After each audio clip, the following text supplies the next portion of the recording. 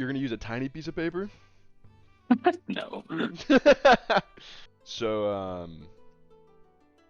have you like, do you have any ideas for like what you want your area to be like?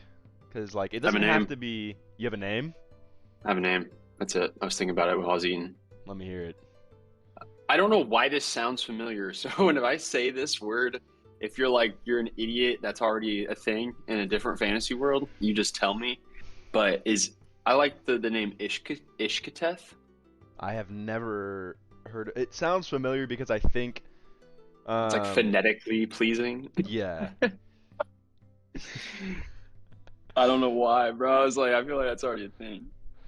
So yeah, It's I all think good. that what you're thinking of is like the Ishkar Collective uh from Elder Scrolls, Oh, maybe. but that's the only thing I can think of that is like that. And like I said, if you need to hear more about continents and shit, I do need to hear more about continents. So okay, so I have give me. three. I have three like fully planned, and Malnor is the only one that I have like fully divided into like areas and shit like that. So Okay. Malnor is the very classical high fantasy, like elves, dwarves, very much inspired by like European medieval, and as well as like think Elder Scrolls, Baldur's Gate, like very classical medieval Mhm. themes. Akari Kaigen is the Japanese themed. Um, I have somewhat planned out for some areas. I have, let me read off this one thing. Oh, I need to open up Google Docs actually because I've been typing up the history. Because everything that needs to be re-accessed, I figured people would like to have that typed. I agree. That's actually sick if we had like a central location of information. Yeah. So the um, so technically this isn't pertinent information to anyone for this, so I think that it's okay for me to tell you guys.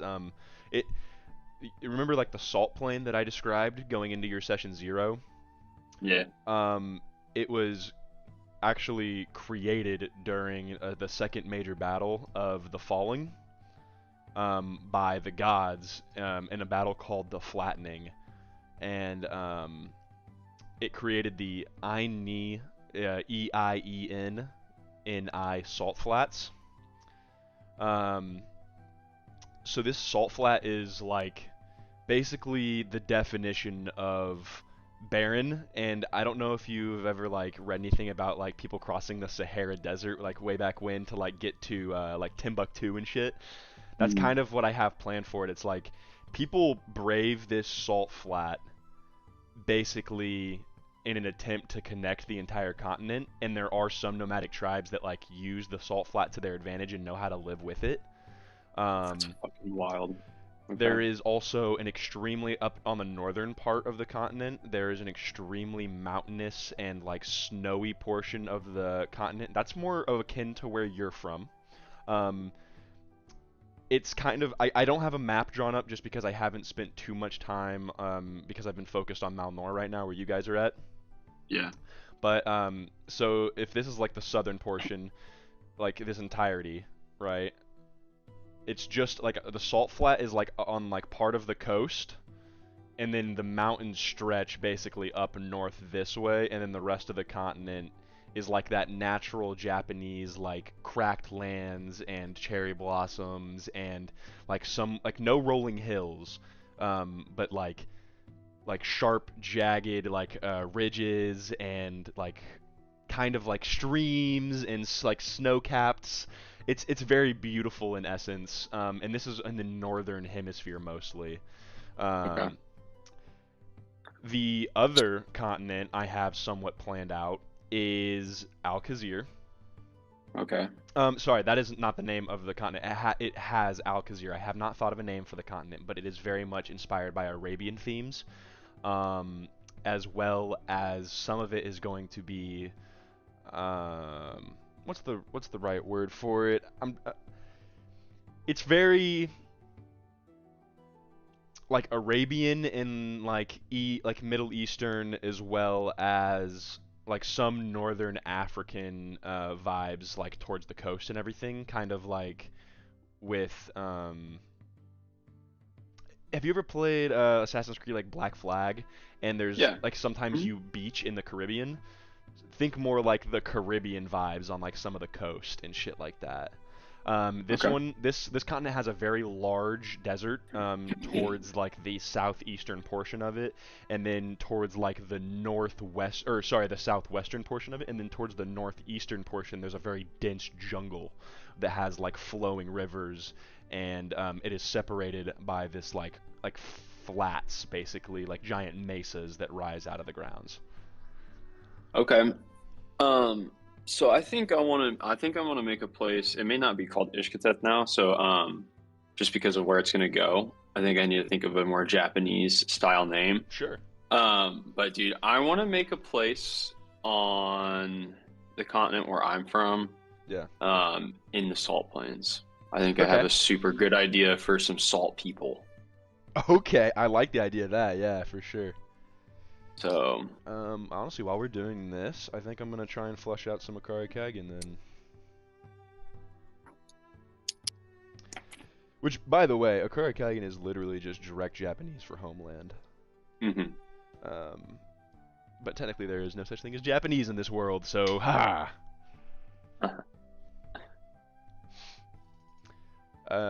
Yeah, I wrote some of like the Fallen, like some of the Falling lore. Some of it's pertinent to you guys, so I can't tell. But some of these ones I wrote are fucking sick, dude. Like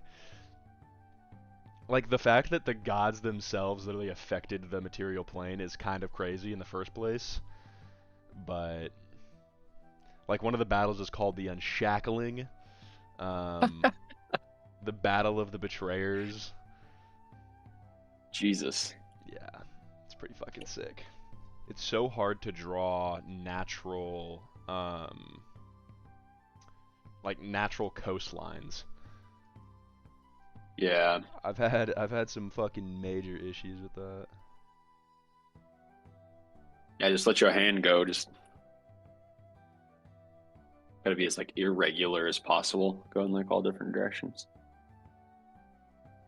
Have you ever seen the thing? Saw this on a stream once, but like people will take like a piece of paper and they toss like a handful of rice and then do it I that way. have seen that, yeah. Or like sand. Rice is probably easier to clean up. Dude, have you ever used Chat GPT? GBD? No, I haven't. No, I'm just being facetious. I'm saying you Oh, use okay. Chat GPT for content creation for your D&D world. Do you want a completely fake, Okay, so first of all, unrealistic, that's an and super insane. lame? That would be a sick plugin for ChatGPT. Yeah, it would And be. also wouldn't require that many parameter changes. Ah, Oh yeah, baby. Oh yeah. This is what I had envisioned for basically like the general outline of the map. okay. It's very much an L shape, and then on this like this southern like corner here is basically like where the salt flats are. It very much separates like this southern peninsula and the northern like hemisphere, where because what you journeyed through basically is that you left your town, like your home lay here, and you basically traveled to like one of the port cities here, and then your first mission was actually in the salt flats. Right. Okay, I remember that. So what I'm thinking then This is is that I want these to be like indigenous people. Yeah, that's okay. I Yeah, want these people 100%. to not really be, they're not probably going to be the same faction as the town that I was in for session 0, because I feel like that was more of a civilized like settlement. Yeah, it wasn't like in the middle of The the flat salts. pagodas and It was definitely towards like the northern and like coastal area. So it was actually a pretty close journey for you considering. okay.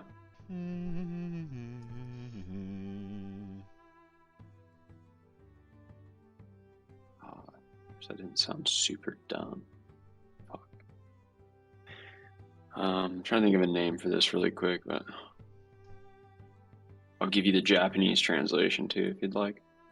Honestly, so as long as it sounds right Okay. in the land, 'Cause it doesn't really matter if it's Japanese because there are some things that in Japanese make sense for this, and then some things that Mhm. don't. Like if you want to name it For something, instance, I was just gonna take like what it kind of is and then Mhm. change it, kind of like you did with like a Kare Kaigen, Yeah, and then just kind of make it sound cool, like it's in our world. yeah, 100%. Okay. Also think of like who would be naming it? Like it's probably the indigenous people that are naming it, and then it's colloquially bastardized by other people. So like, what's it called at large? Um, that's definitely something to consider with naming. Naming can be very easy and very hard at the same time because it's like, would these indigenous people have much communication with these people here, and would everyone call it the same thing? Maybe not. All right. I got this shit. Okay.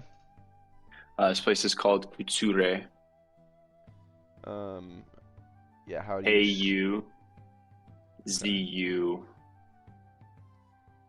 Auzure. It's like Kuzu and then Re.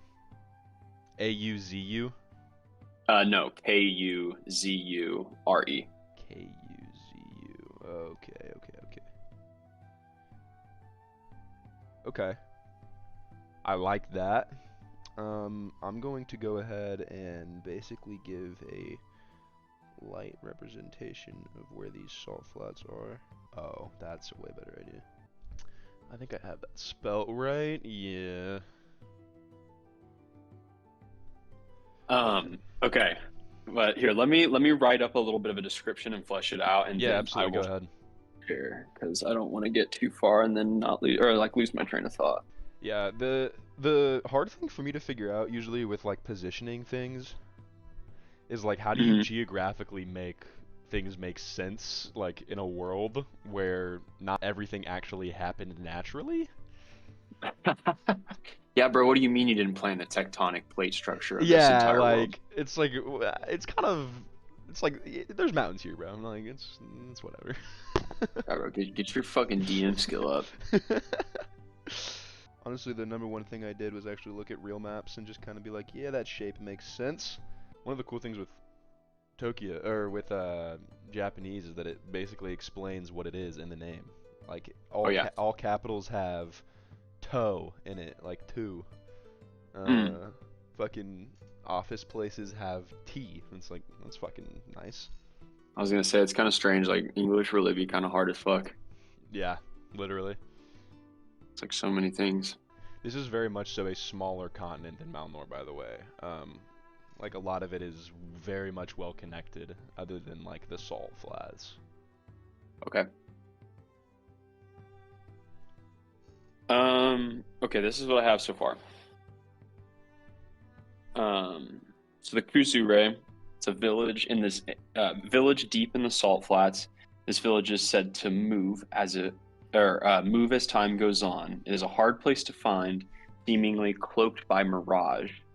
The area around it is desolate and dry. Not many make it long enough in the salt flats to ever even discover this place. No matter because the people of this place typically do not care to be found. That's fucking sick. Um, the Kutsu. Here I'll let you jot down some notes before I continue.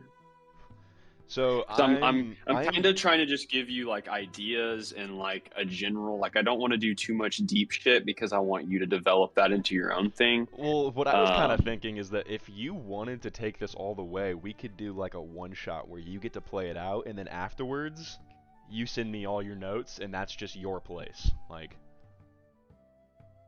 that'd be kind of sick. yeah, because I know Well, that would I do the one shot as Ansys? um if it makes sense, if we're in the correct time in the campaign, or if you want to jump back in time, maybe. Um, That's what I was almost thinking. It would be almost kind of sick if like we did a one shot that was like a flashback. so the only thing with that is you have to keep in mind that you started this campaign at level 1, so it would have to be like a level 1 Oh, game. yeah. So Not really. here's another idea though, is that like for the mindscape of DMing, right? Is you could do it as maybe a figure that I could use as a mentor later on or something, and it's like 25 years previous. Oh, that would be sick.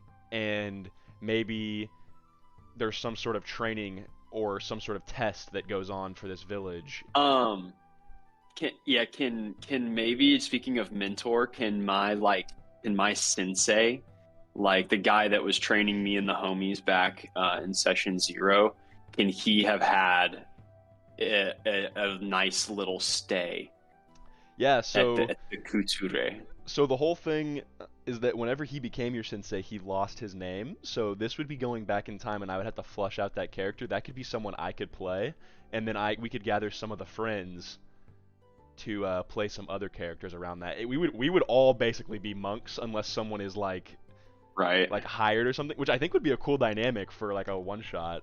So That would be kind of sick. Well, yeah, that's stuff to think about for sure. yeah.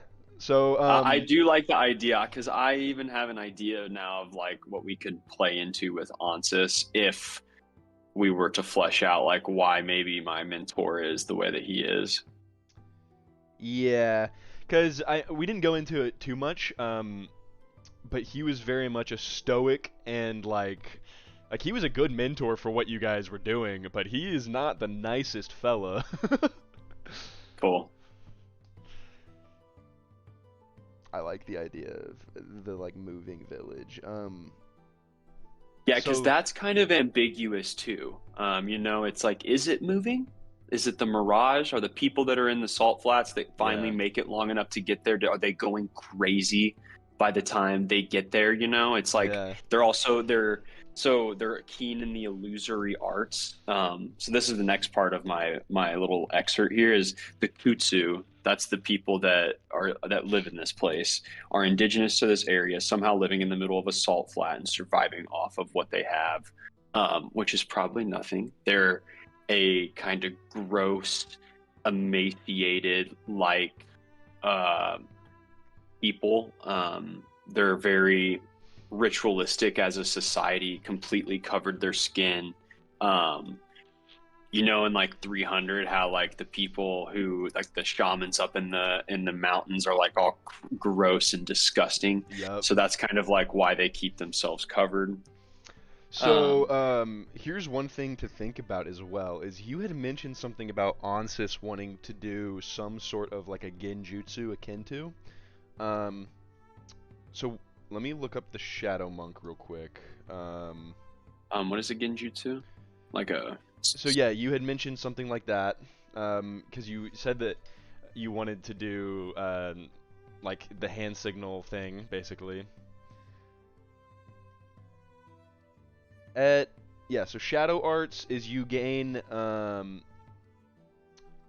ability to cast darkness. You can cast dark vision. You can cast pass out of trace or silence without providing material components with key points, and you also gain minor illusion cantrip. So, one, the way I have built your special ability that you're going to really start finding out is act first, act fast. Okay, Because I think that makes a lot of sense. So definitely. for this like Genjutsu experience, maybe there's an arc where you have to come back and maybe discover something, and it basically unlocks your next part of your special ability, and we could play into like the minor illusion. Double, what up, brother? Hello. What's up, Um, dude? we could basically play into like the illusion side of it if you wanted, or we could basically lend it yourself to like the attack first, attack fast, and your genjutsu like is invisibility or like cloaking or something like that. So that's one path we could go as well. Yeah, that was kind of something I was thinking about as well. Is that I think that the Kutsu are probably, because they are such a neutral, like indigenous inhabitants, they're probably going to be like actually kind of cool with my monastery. Yeah. Like they could be honestly even like a place where they send like certain trainees. Okay. Like Yeah. it's I it, love this train of thought, and honestly, if you want to keep some of the details to yourself, and then like yeah. before this session, we fully flush it out to me, just because Okay. I need to make sure that like some connections work. Yeah. Um, No. 100%. but 100% this is a route we can go. Um, I what I didn't know is I thought this was something you get at the start of your Way of the Shadow. You don't get the Shadow Step until 6th level. Yeah. So I thought that was level 3 for some reason. Nah, it's But 6. dude, fucking level 17, you just step into the shadows and go invisible. Yeah, just going. That's so sick. It's gonna be sick. But yeah, dude, I can get back to you on some stuff because I've got it pretty much all written down here. What like I want the vibe of the place to be. Yeah. So 'Cause that can 100% be your thing, and then just like honestly, in the next hour or so, like tell me what like you want the connections to be. We can flush those out because I know the rest of it, obviously. Okay. And then if you have any questions, let me know. Other than that, that's all you, brother.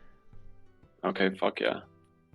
Well, Did you dude, get yeah, I a new might. camera. So funny. Yes, funny you asked. I'm glad you noticed. I have a really nice camera, like for filmmaking and just like like shit that I do.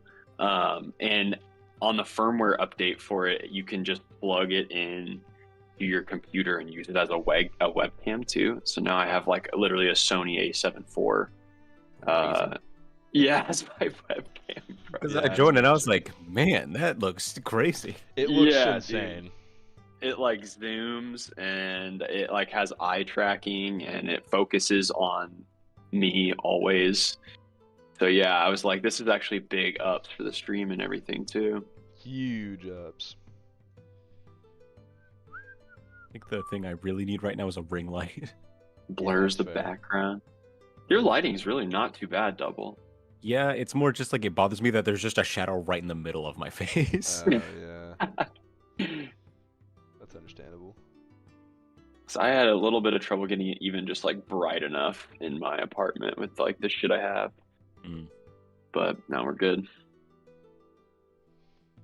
Another good thing about this camera, insanely good in low light. Yeah. Because at that point I can like actually set my shutter speed, my ISO, like I can set all the cool shit you would want to on a camera. So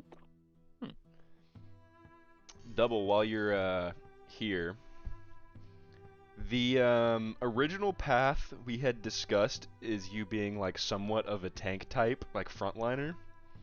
Yeah. With certain individuals joining, that might be less required. Okay.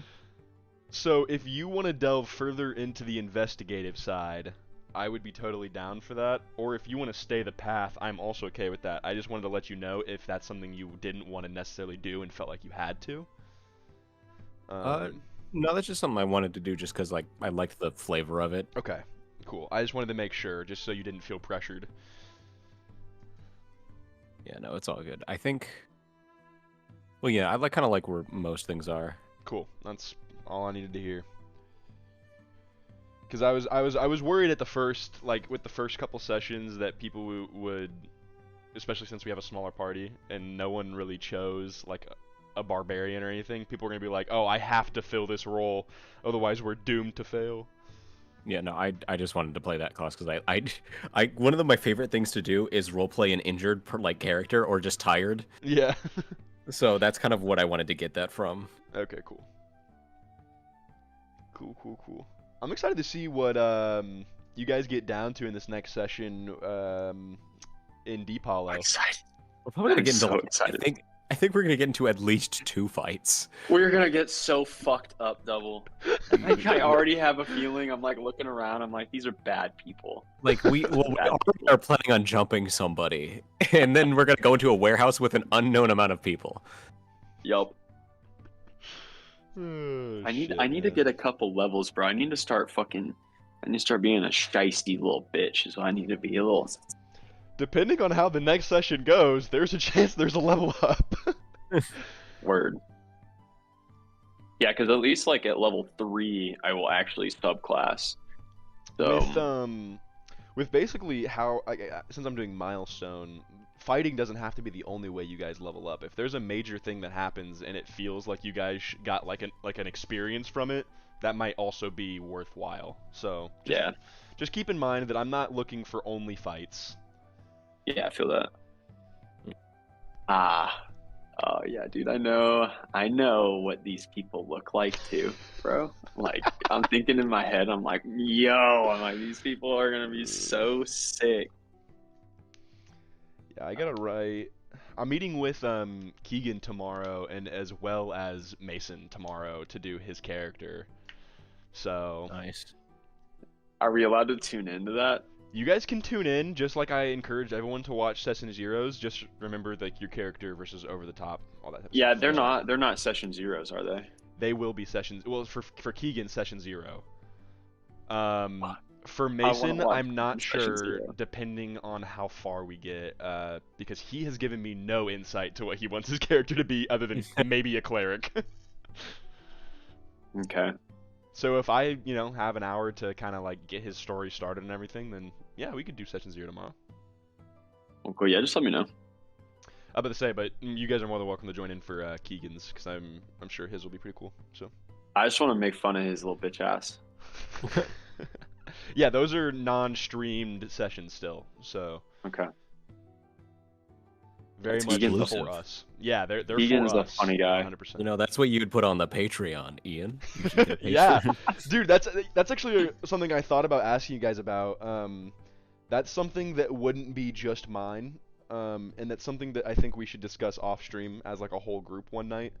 If that's a step we want to take, but that's something What we is should it? look into. Patreon or like there's a different website Mm. for it, but because that would include you guys making content for it, because paying into like to achieve more content, I could not be the only one making content to like keep up with the amount that needs to be made.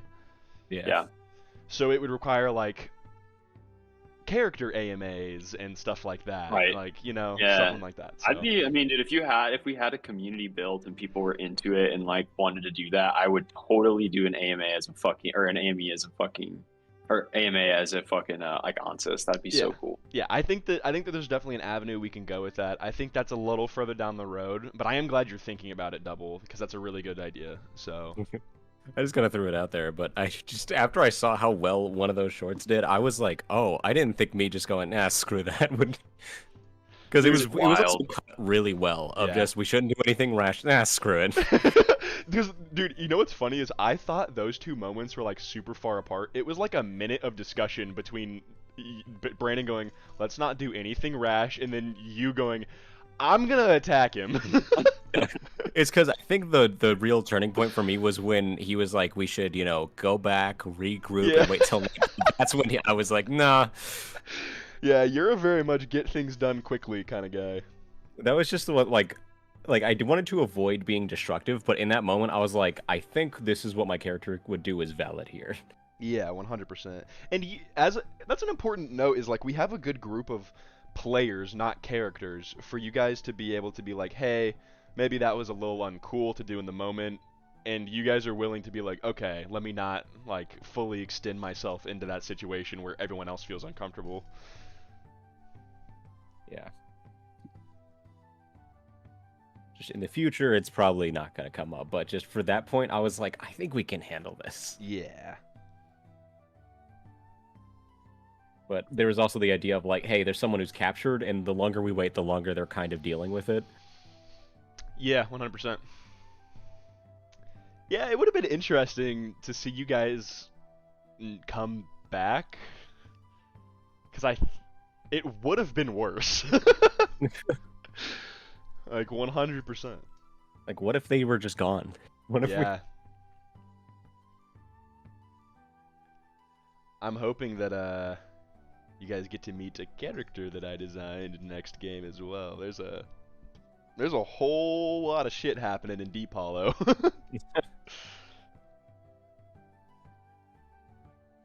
Dude, my handwriting is going so fucking hard right now. Bro, my fucking handwriting is drip. low key kind of nice. I should Yeah. be looking like I'm on some fucking preamble Constitution of the United States. I'm Looking at jealous, honestly. Mine looks like dog shit, so. looking like George Washington out here. One thing to keep in mind for designing places and like cities, quote unquote, Brandon, is like leadership as well. And like if they have forces or etc. just because that's something I kind of forgot about whenever I was designing. So I just wanted to put that in your mind. Okay. Yeah, I'm on to the connections part, like the connections to like the monastery. Yeah.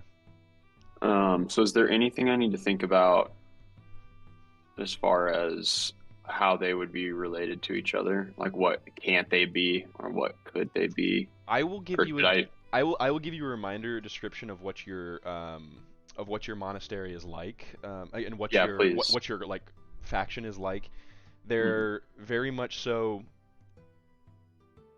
cemented in the idea of balance. Okay.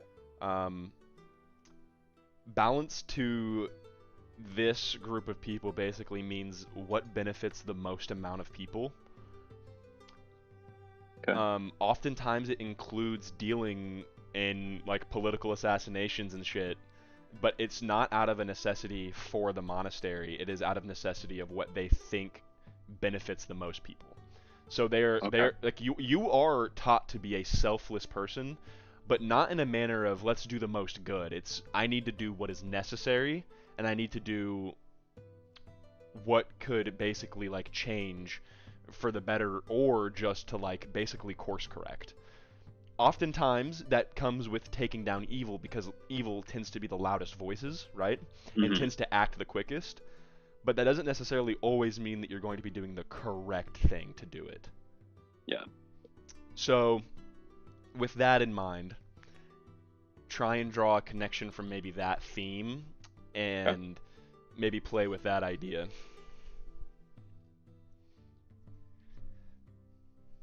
Because there's there's some bad motherfuckers Hmm. in your Kage.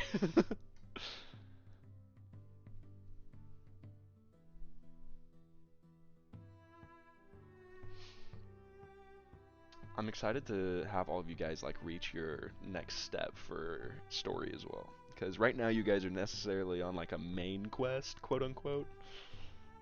So What do I call my people? Like my homies at the monastery? so everyone individually is thought of. Um, it depends on basically what level you are. But as like a collective, you are the Kage. Like you are, because Kage directly translates to shadow. Okay. And That's right. I you're remember that now. yeah, so you are the Kage. Like your identity is basically based around committing yourself to this group. Well, this is kind of sick because it's the Kage and the Kutsu. Yep.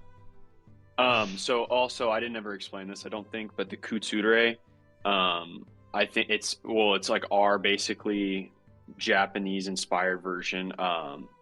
It means like crumbled home. Oh, cool. So it's like I figured the salt plains, it's all cracked and shit, and so like our like one place is like the Akari Kaigan is also home. So this is just like a different Yeah, for sure. version of kind of that word to keep it in the same like dialect a little bit. Yeah, 100%.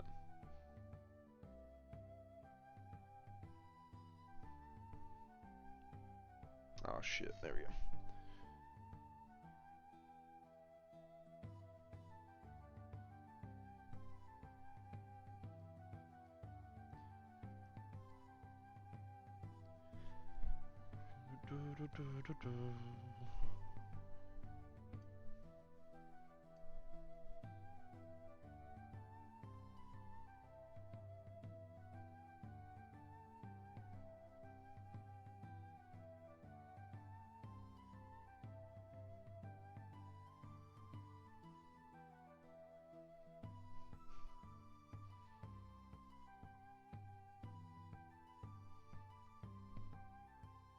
Keegan's character is a tricky character to come up with shit for. I can only wonder what that means. Like what like that would entail for that character. He just has like a very interesting, like he's not a complex guy necessarily. He just has like very strong moral codes and it's very Ah, funny. that'll be interesting.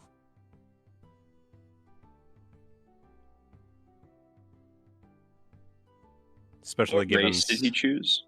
He's a half elf. That's right. Yeah, his first session is gonna be session 0 is gonna be heavy RP. So.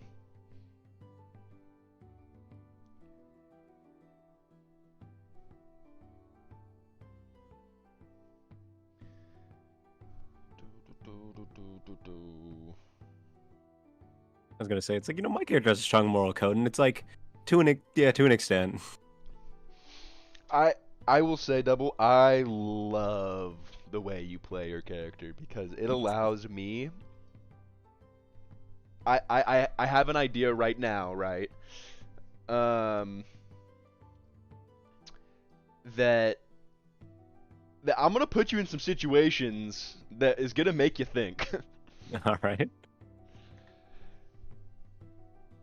Because I kind of built it a bit Jacob, around, appreciate you checking the out the idea stream. that like kind of like what Batman has, but to an extent, because Arthur's not crazy like Batman, so like his whole thing of like he won't kill people for the most part unless he absolutely has to. Because his whole thing is that like, hey, just killing the problem won't solve it. You're kind of just like if you kill like all the Dons of like in this like family, you're just Yeah. leaving a power vacuum. Yeah. So he's like, there's like the best, like he's like the most ideal way to change is if these people redeem themselves, because that's that's not only like the problem's gone, it's also a gain for just society. Yeah, sure. I understand where you're coming from, and I will say whenever there's ever a situation that it feels like cut and dry of what you're supposed to do, that means I have failed as a DM, which would be unfortunate. I mean, I was already thinking like, should he like kill these undead people? And then I thought, okay, in this case, these are zealous cultists that are Yeah. undead. I don't think there's any saving them. Yeah, that's fair. You were also the first guy to suggest fucking taking them in instead of killing them, so taking one of them in, so. Yeah, just trying to figure out like, hey, what was their goal?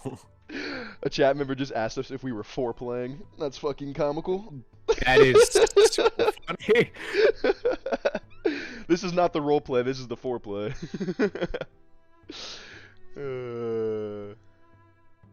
In a sense, Jacob is right. In a sense. Are you guys foreplaying? Yeah, bro, what do you think I got this new camera for?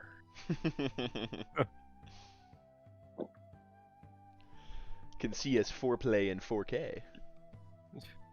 Okay. Yeah, Shall I tell you? Go ahead, Double. Sorry. Oh, well, like, my main thing with Arthur right now is like the arc of like becoming a kinder person, because what he's doing now is like it works, but like his whole thing is just learning like, hey, you don't have to like maim people to like get them to listen to you. Sure, yeah. But also there is sometimes ineffectiveness in that, so. Yeah, that's kind of like what he's at right now, where he's just like, I'm just gonna just kick their faces in, and if they don't listen to me, they're just crazy. Yeah, that's understandable. It's challenging with such a not knowing a lot of experience as a DM and not having a lot of experienced players necessarily. I'm really excited to see the chaos that kind of stems from that to a certain extent, because I think that there's cool things that can happen with super experienced players and everything, but I'm excited to see what the fuck happens whenever there's not so experienced players. So I mean, yeah, because when you're not experienced, people just kind of come up with a lot more interesting stuff because they don't know the rules that well. yeah. So when you know the rules to an extent, it can kind of lock you into a way of thinking. Yeah, and there's always going to be room for creativity at my table. Like what you guys were trying to do during the second episode, with the fireball action and everything, I was totally down for you guys trying to throw one another and shit. I just didn't know how you guys were gonna pull it off until you guys gave me a good description. And whenever Banda was like, I could throw you the first 15 feet, I was like, well, he could actually do that, but it would also require you to land on your feet, and then if you don't do that, you're probably gonna die. And I was like, huh. Yeah. Or when Dylan's literally talking to a god, and the first thing he does is just pull a fucking card out of his goddamn deck of cards.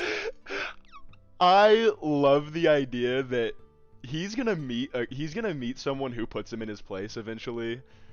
And Damn. if it's one of you guys, I would appreciate that. If it's someone else that I have to create at some point, I'm gonna do that. And That's funny. it's gonna make Asher have a hell of a time, because Asher very much is like a preppy white kid. Like, Yeah, it's funny. but what were you talking about, Brandon? With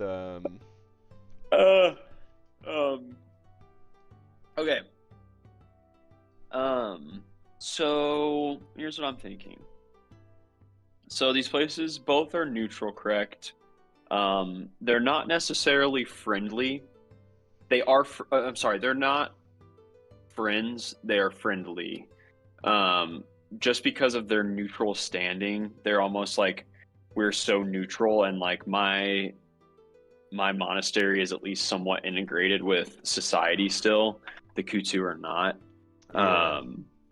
They keep to themselves, of course, but where they kind of relate to each other is always wanting to restore balance, and that's kind of where they find common ground. Sure.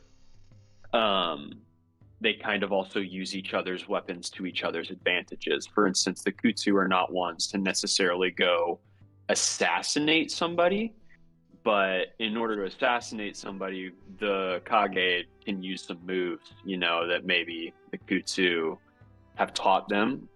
So basically what I have here is, unlike the Kage, the Kutsu deal with matters with illusion and deception. They weave time and light to their own will. So I kind of think it would be really cool if their illusory magic was very because it's obviously, is it bright in these salt flats? So, the way I kind of think about it is like a salt flat is casually like a beige white. So, one, dryness, and two, Sure. the sun, if it is out, because It's also reflecting off everything. yeah, you have to think like if it rains, that's one, a fucking blessing for this salt flat, and two, if it is bright out and in the middle of a summer Just a day, mirror. it's just Yeah. Okay. Yeah. Okay. Cool. Well, that's fine. It's a small commune. They have one main leader. okay. It is sort of, and you bend this to your own will, is kind of like sort of a prophet type. Oh, cool. Okay.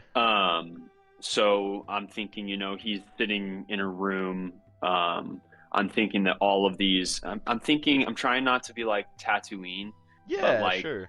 It's in that same realm where everything is very monochromatic. It's all built out of all they had, which was fucking like sand and salt and like the shit that's around them.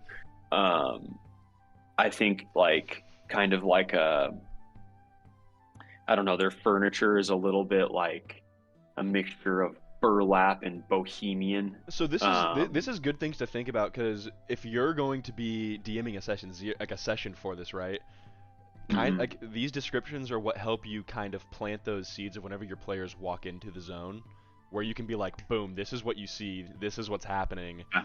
And like it builds it, if you already have some sort of visual descriptions, it helps us understand entirely. So okay, but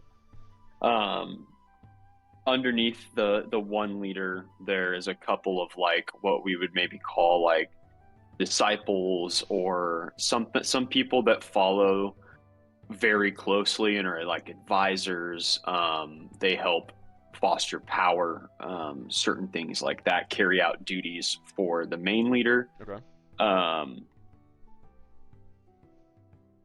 Their relationship with the Kage is that when the certain Kage are deemed worthy, they are basically, they always ask. It's never just like we're sending them to you. So the Akade Kaigen, the Kage are super respectful of their like ancient ways, and also recognize how people could find this power and it become abused. Sure. Okay. So not often do they get the privilege of going. Not only do the Kutsu have to deem the Kage worthy, but the Kage have to go before them and basically say, this is what needs to happen, and this is how balance will be restored. And if they basically deem that a worthy scenario, they will put out the magic type of thing that needs to happen. Whatever that may be, you know, to be just ambiguous a little bit. Yeah. Okay. I like the idea that it's like a mutual respect, and not like a subservient one. That's very cool. Yeah, because it's oftentimes I think that the Kutsu are like, no, like we will not train your people because our powers, if abused, could lead to very bad things. Sure. Yeah. And 100%. probably have in the past. Like, there's probably, you could work this in, some enemies and shit, bro, that spent some time with the Kutsu. It's funny you say that. Um, I have already thought of something like that. With with a monastery that is so considered so gray in like a moral background, I think that there's a lot of um, scenarios where there's going to be someone that maybe goes too far to one side, kind of loses Mhm. themselves in the idea of balance, and kind of starts to want to do more evil or more good or whatever. And that's an idea I've played with before, and it's funny you say that. So But yeah, that's kind of what I have. So if you want to pinpoint certain other areas I should flesh out, um, that's like a really, I think that's like a decent like pillars of this civilization. the only sort of thing is I would think about culture, right? Like, Okay. um, how I described, if you remember your lay, it has these massive columns with the history of like the monastery etched into them. It You guys are not like a presentory group of people. Your culture is very ingrained in like your practice as a monk, and Hmm. like carrying out your trials and like completing yourself as to be one with the shadow. Are these people like committed to an art form? Are they like, because like their art form could be this illusory thing as well, like this path.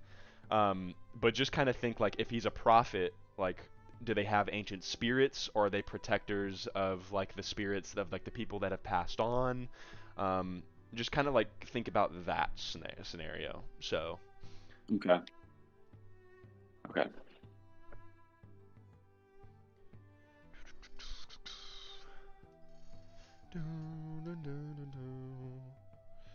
because really there's three things that describe a civilization, and it's politics, culture, and agriculture. But agriculture is usually so easily taken care of unless it's in a situation like this, and then Yeah. you're a hunter gatherer, like, and that completely changes everything else. So that's kind of like the three things that you think about as like the cornerstones of a civilization is agriculture, politics, and culture.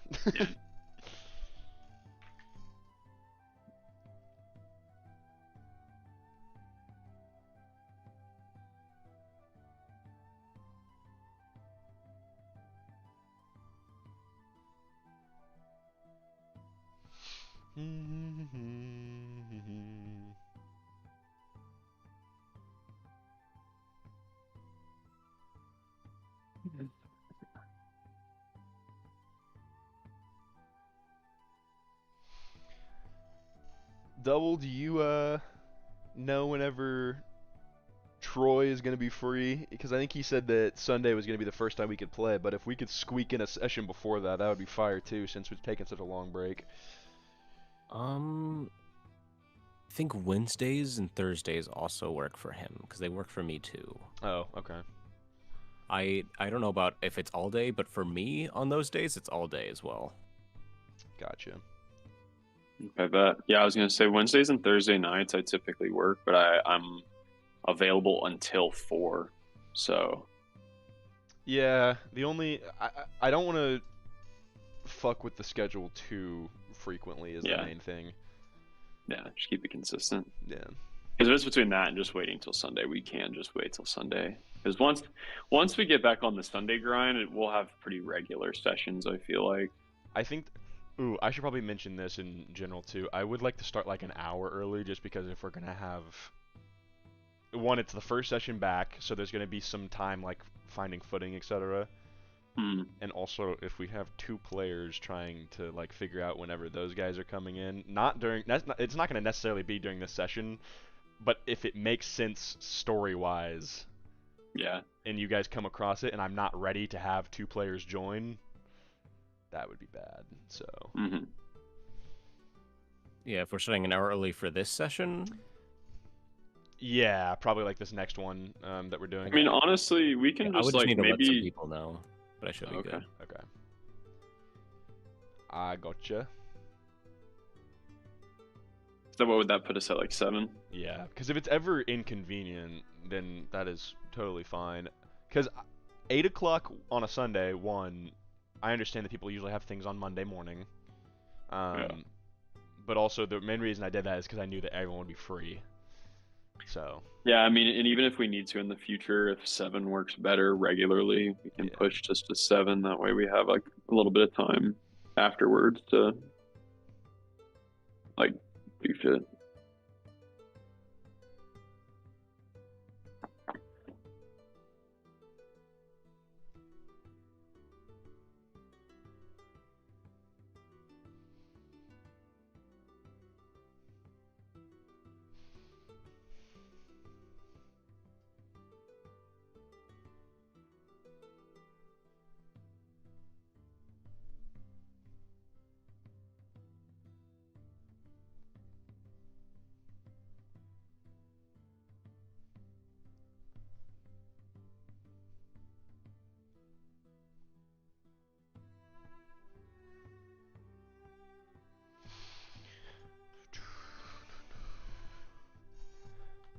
I'm trying to decide if I like Apple switching to USB-C or not yet. Because everything's consistent, but I also dislike that everything I used to have does not work with the new shit, so. There.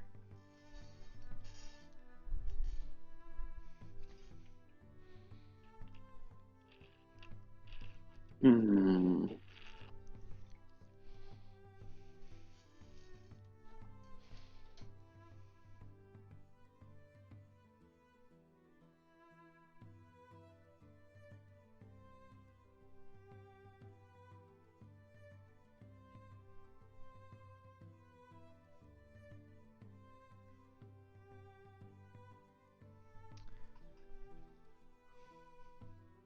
God, I don't know how the fuck to.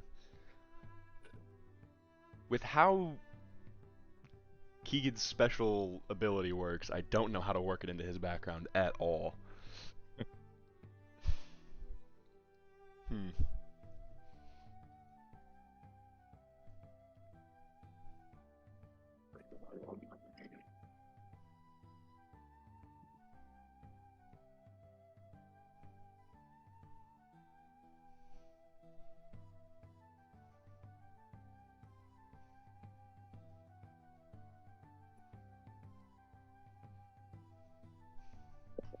Ah, shit.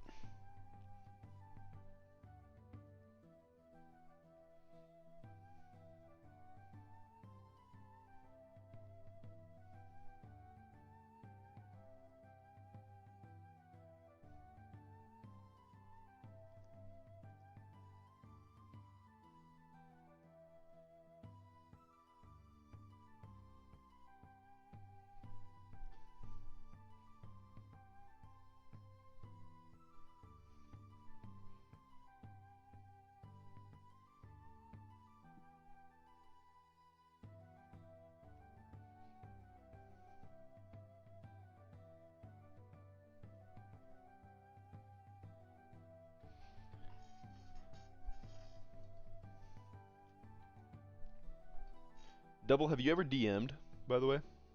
Or I have you have always... actually. I've played well, I haven't started on a session for it in a while, but I've had a somewhat consistent game I did with some of my friends. Mason was a player in it actually. Oh, word. Okay. I Gotcha. have the whole entire settings though is like a kind of like a sci-fi mixed with fantasy. Oh, cool. Yeah, one of these days, whenever I kind of flush this world out to a certain extent, I want to work on a different setting, but I also really like high fantasy, so it's kind of hard to like stop working on that, if that makes any sense. Yeah. For me the campaign came from I was like, man, I'm kind of sick of playing in like medieval stuff. Like this Yeah. was like a year or two ago, and then I was like, I want to play a game with like a more sci-fi fantasy mix, and then I was like, it's not gonna happen unless I do it, or at least it's super unlikely. So I just did it, and I had fun. Yeah, that's I fair. still gotta have the world built out. My plan is just to kind of like I just have like different since I kind of made the world really big. The idea is just that, like I could just run sessions on different parts of life there, and they're all just kind of connected. Yeah, that At least makes that was my main goal. Have you ever seen the... I can't remember the exact name of it. It's like the multiverses of D&D. They came out with like a full book for it recently, like a campaign guide for it. Oh, But it's basically like if you think of like Doctor Strange's Multiverse of Madness, where there's just like thousands of different beings and they all like collide in like one universe, like outside of time and reality. That is basically what this new book is describing, and it's fucking sick because that's pretty cool. it's got like neon signs, but yet there will still be a tavern, and it's got like turtles and high elves, but also like a dude with a fucking robot arm, and it's super fucking cool. It is like a mix and mash of literally like all things in D&D, sci-fi, and like high fantasy. It's really cool. Yeah, because that's a lot of what I do. Because when I was like making it, I had gotten a lot of inspiration from the cyberpunk world. Oh yeah. So I included like cybernetic enhancements, and I have some characters built out. And like one of the main like things is like the city recently had a major like reform with the police force that was super corrupt. So the Oh whole yeah. thing is like the police force staff was reduced by like 70% in the entire like city. That's like the city was like the size of Texas. It's kind of like a very close together like kind of like a hive city. Oh cool. Yeah. So the whole thing is like everyone trying to get accustomed to life with the police force being reduced as much as it is. Oh yeah. And there's like mercenaries and stuff like that. And I what I really like doing with at least concepts I like to explore because like I don't see it too often is I delve more into the psionic stuff. Oh yeah. Cool. So I kind of use that a bit more. I have these two because like with a city like this when it's so collected and with the idea of like sorcerers and like psychic stuff where you can just be born with it, it's gonna give rise to like vigilantes. Mm. And because it's a big city and because of course it's separate into different sectors, so I kind of have like this is the most popular vigilante in each sector, and one of them in the poorest one, like the more rundown one, I have these two characters called the Void Brothers. At least that's kind of like what the public has kind of announced them as. And they're these two, like, compared to the other vigilantes, they're very young. Like, I think it was, now that I think about it, I forgot. I named one of them Arthur. He's 15. And Nice. then there's Victor, who is 16. They're both like these kind of really psychic powerhouses. And I actually based Victor off of my brother because I really like exploring the theme of like siblings and brotherhood. Yeah. So that was kind of my main thing. So I based him off of my actual brother because it was easy. That's I fucking know sick. him. Yeah. I have a character like that. I have basically decided that there is a Brandon in this universe that is just not named Brandon. That's funny. I don't know when it's gonna come in, but it is very funny. That's hilarious. I can't wait for that. The easiest place to draw inspiration from is real life. Like Yeah. Hans just kills him. you're gonna get a job. You're gonna get a loose leaf Yeah. of paper that says his name on. It. You're like, fuck. I gotta go kill myself in real life or in fake life. In game. In game. I had to really like reel it back because like as I was making those NPCs, I was like, I really love these guys, and I kind of gave them a lot to the point where I was like, it might get to a point where if I run a session dealing with the vigilante side of things, I might have to run it in mutants and masterminds because I was Oh, yeah. like, I wanted to give them distinct things. So Arthur's thing was like, because they're both psychic and have some magical understanding, but Arthur's like a prodigy in both. So he kind of uses that to mix his own, and since he doesn't have formal training, he's not locked down in what most wizards do. So he just does all this crazy stuff. And Victor's the more straightforward one, where his kind of psychic ability that manifested was manipulating kinetic energy and just Oh. kinetics in general. Cool. Yeah. Because I was like, I need to justify these two young kids being a problem for these like massive syndicates Yeah. with Sure. a lot of power. So I was like, if I just make them complete, just like just the powerhouses, it would be hard to deal with them. That's fair. Yeah. But it's kind of hard to transfer a lot of that stuff into Dungeons and Dragons because it's like, if I wanted to play it fully straight, you couldn't really hurt Victor very much if you do try to do it physically. Yeah. That's understandable. So I had to like reel things back and be like, okay, I need to figure out how I want to like do this. Because the idea is you never really want to fight them. I mean, you wouldn't really get into a scenario where you would, because they're just like, they're kids that are trying to like, they've recently gotten back into school because they grew up without, parents. So it's Mhm. like they're kids. They're not gonna just get into random fights with people on the street. Yeah. Yeah, that is super fair. But yeah, I have those two. I have the other vigilantes that I have for the other sectors. Like there's technically 4, but there's only the major ones in 3 of them. Like one of them I named, actually what was it? Yeah, one of them he is also one of my favorites, but this is a character that I designed. It's just like even if you are evil, you will not encounter him because his whole thing is that he is kind of like he's the bar. It's kind of like how Superman is like he's like the bar that is set for heroes. Like that is what everyone strives to. That's kind of like his thing. And I Oh, don't yeah. want to spoil what he does because I might run a session for you guys at one point. Dude, I would fucking love that. This is another thing is that I'm just glad to be exposing some people to tabletop RPGs like fucking Dylan. He would have never played a tabletop RPG unless I fucking told him to. So Yeah. I'm glad that I got everyone to do it. That'll be fun. But yeah, I would definitely be down to just, run a thing for you guys. I would have to figure out like what the circumstances are because as I'm like, oh, I'll connect these, it kind of makes it harder to be like, oh, I can't just run the same one shot every time Yeah, that's totally fair. because I want the events to all be canon or at least these characters to exist in some way. So it's like, oh, if you make a character, well, now they're an NPC that exists if it doesn't continue.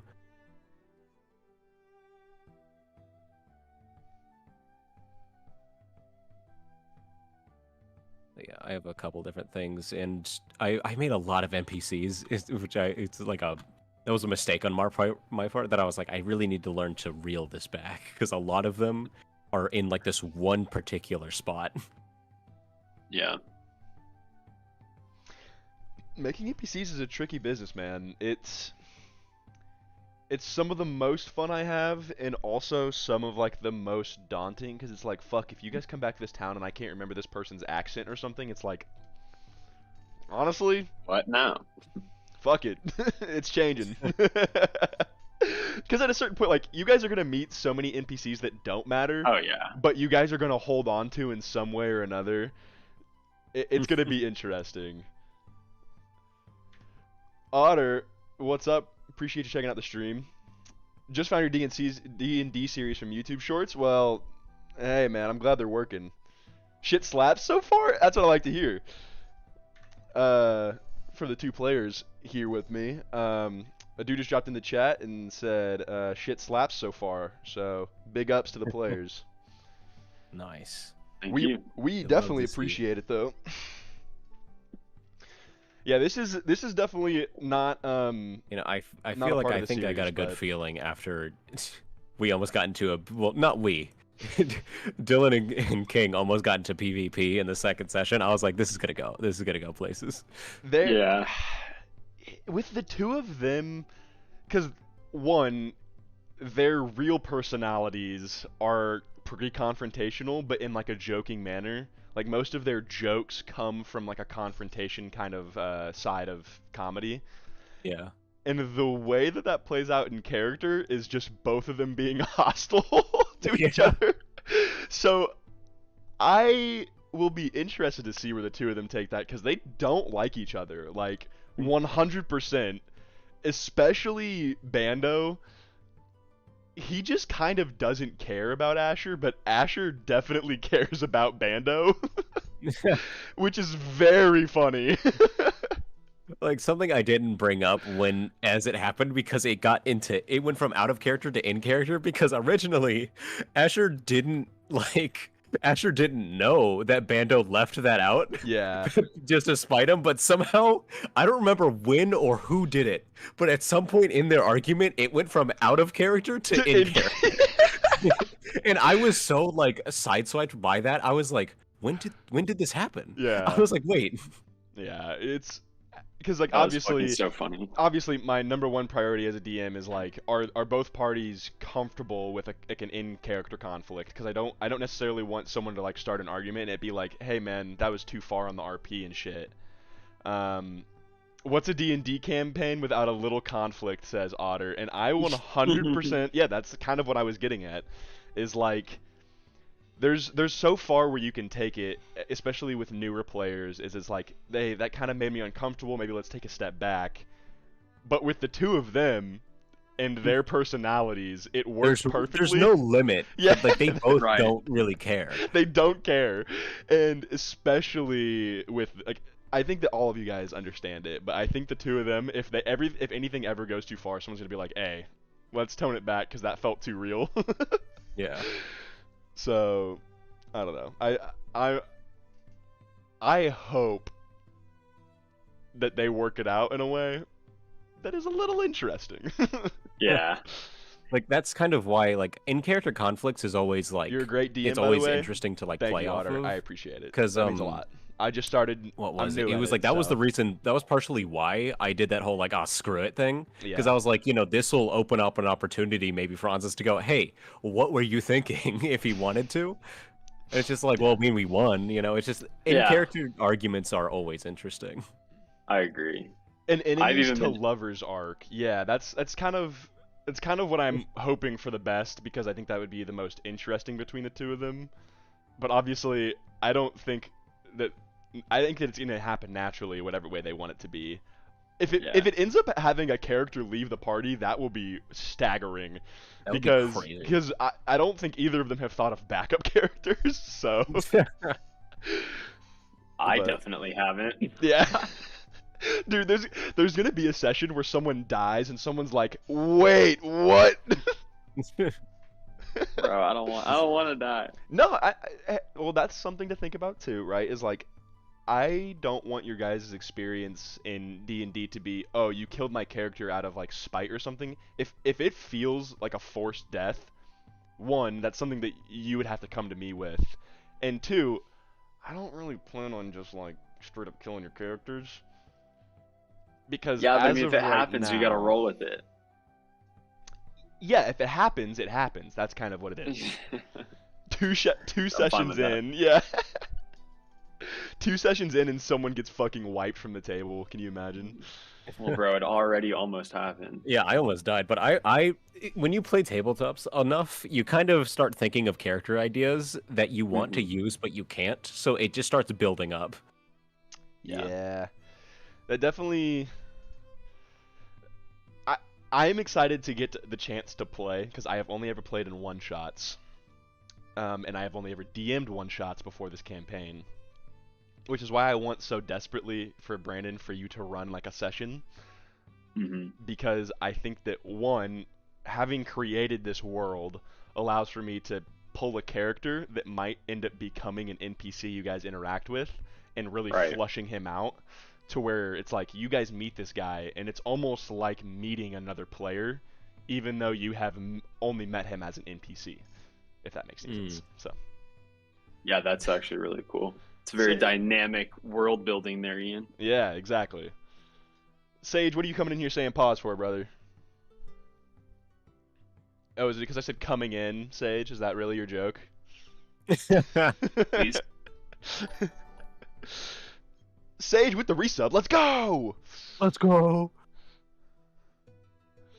I have so many ideas for characters in D&D that I've never been able to use since I never get the chance to play. See, that's another issue a lot of people encounter. Is that usually you just like don't ever get a group. My biggest recommendation for people is scheduling, because I think that's the most important. That's kind of what got our group to do it, honestly, is we finally just picked the time. So finding a group is hard though. Finding the right group is even harder. So I redeemed points. Ooh, Sage, I got bad news for you, buddy. I got bad news for you. I'm on a hiatus right now. Yeah, I know. Good good night. It's crazy. But yeah, if I ever found time, because like right now I am running a kind of a mini campaign thing in the 40K tabletop RPG. Yeah. It's this old one called Dark Heresy.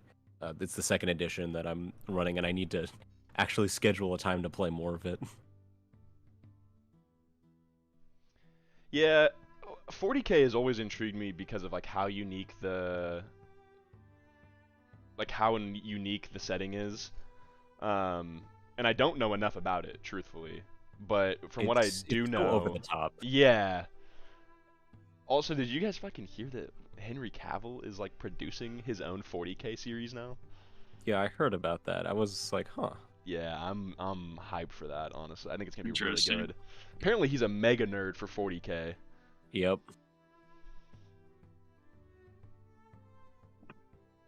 Which honestly, if you get anyone behind the steering wheel that loves something that much, usually it's gonna end up good. So Yeah. Yep. It's I have a lot of fun with it because it's just so over the top. Because like Warhammer, I think at its base is kind of satire. Like I think yeah. because it's so like dumb that it's a parody of itself almost. But it's so much fun to just get into it because it's like everyone hates each other and everything sucks. But that's kind of the charm. Yeah, that's fair. As a wise man once said, he's like, but that's kind of the charm. He's like, everyone's a villain, but villains are cool. Yeah. Right. Yeah, I always fuck with villains so much. Someone earlier commented on one of my shorts about I was like, leave a comment for NPC names, and they left a name that's like a perfect meh, like twirly mustache villain name.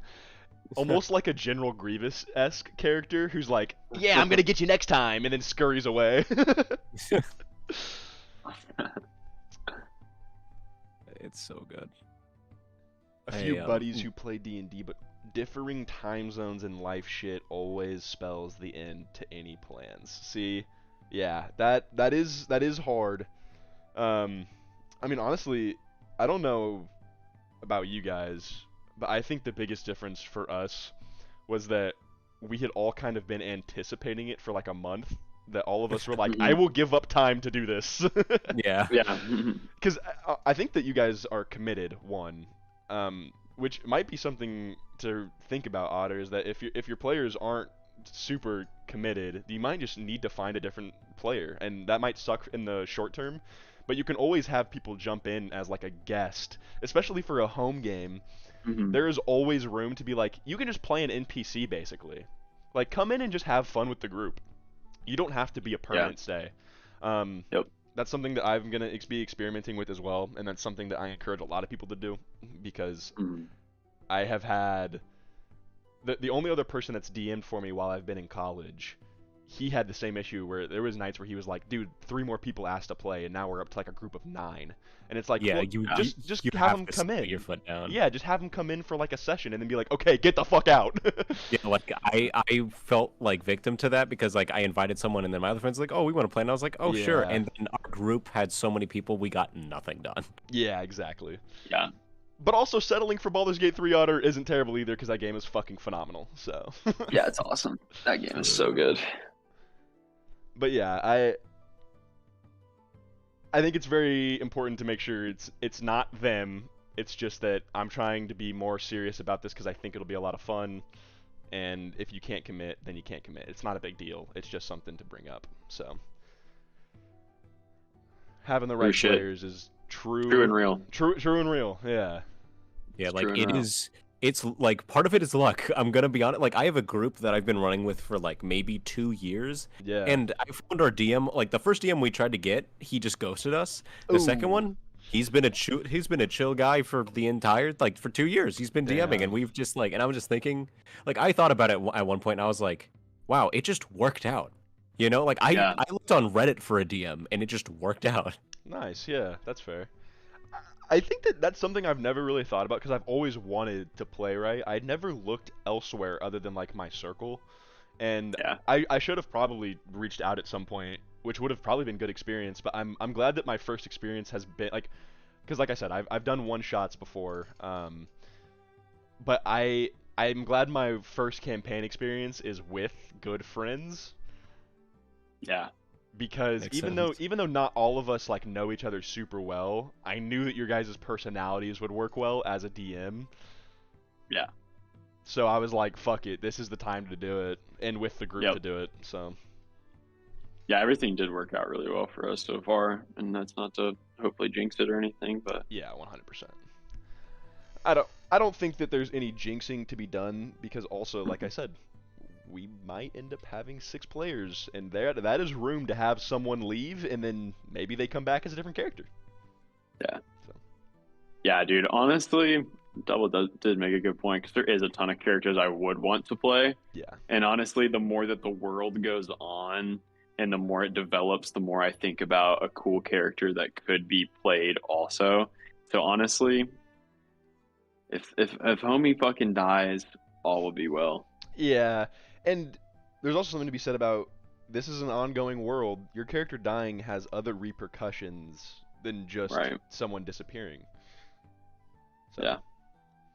Like Otter, everyone in the Otter group brings crying. Otter brings up a good point here. He finds that who someone romances in BG3 says a lot about them. Brandon, who did you fuck in Baldur's Gate 3? In me and Isabel's playthrough, I haven't been able to do it with anyone. Oh yeah. You know, my given path has been how so set on Baldur's Gate typically retribution. plays, it's like that's an achievement because Yeah. like they are throwing themselves at you. Yeah. They really are. I think Yeah, my first playthrough, I fucked Shadowheart the first instant I got the chance. Yeah, didn't Dane do it with Karlak? Yeah, in our playthrough, yeah. Yeah. I Dude. didn't smash anyone in our playthrough either. Nah, I fucked the playing. vampire, so. Oh, I forgot you did that. No, in our Damn. as actually I fucked Gale, not the vampire. I was thinking of my barbarian. Oh, I forgot about that. That was fun for us all to sit there and endure. Dude, Gale's a crazy he's a freak. It's insane. Yeah, Gale was about it. Gale's about it. Whenever he said I'm gonna fuck you in the astral plane, I said, I mean, I can't say no. Astral plane. All right. Oh, shit. Yes, Daddy. Jesus.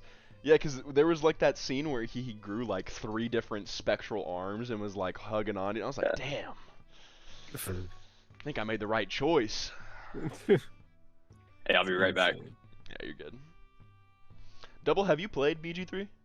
I have. Yeah. I have this. Well, this is the character I made up with friends, but and I actually liked him so much more than my initial character. I kind of almost traded over. His name is Bronson Swanson.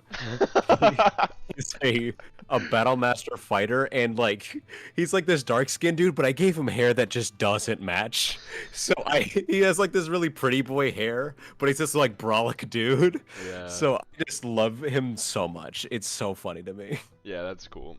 I mean, there's always a place for gimmicky, like quote unquote characters because surface level, everyone's kind of gimmicky, right? Yeah. Like once you break past that surface of gimmick, that's whenever you can build depth. But I mean, like just look at Bando. I mean, Yeah. surface level, he's a Jamaican turtle that smokes weed. Like, that's pretty gimmicky, but you know, maybe we'll discover there's a deeper side to that. Especially Yeah, with you guys, you guys haven't experienced Volmir, but you guys know as players that he exists because of the message. Yeah. And I'm excited for you guys to see that part of his story. So there's a lot coming your guys' way, to say the least. Also, Elvish is a dog shit language, because I have tried to translate a lot of things into Elvish and it never works. It's like half of it is just English. And that doesn't feel very fantastical.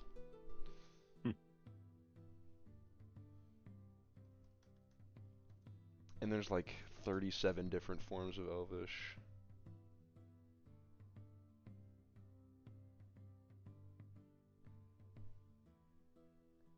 There's a pirate translator, if anyone's interested, though. Cool. I don't know how you can't speak, can't speak pirate. I feel like you just add a lot of R's and shit. Yeah. YouTube is ass. That's totally fair, Otter. Understandable.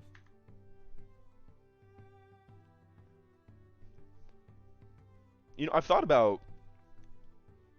I don't know if you've seen the map, but like the entire like Diamond Sun Isles.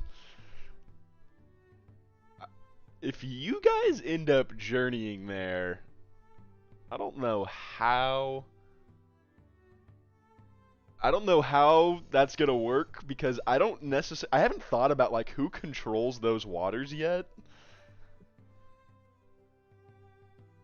There's so much geopolitical shit that I have to think about necessarily, and I haven't gotten that far. Hey man, that's the same with me. And when I made that giant hive city, I thought about, oh, there'd be like a way to get around with public transportation, like well into me running a game with these people. I was like, oh wait, yeah, there would be like a train. What am I thinking? Yeah, that's fair. I've returned. Glad to see you back. Glad to see you back.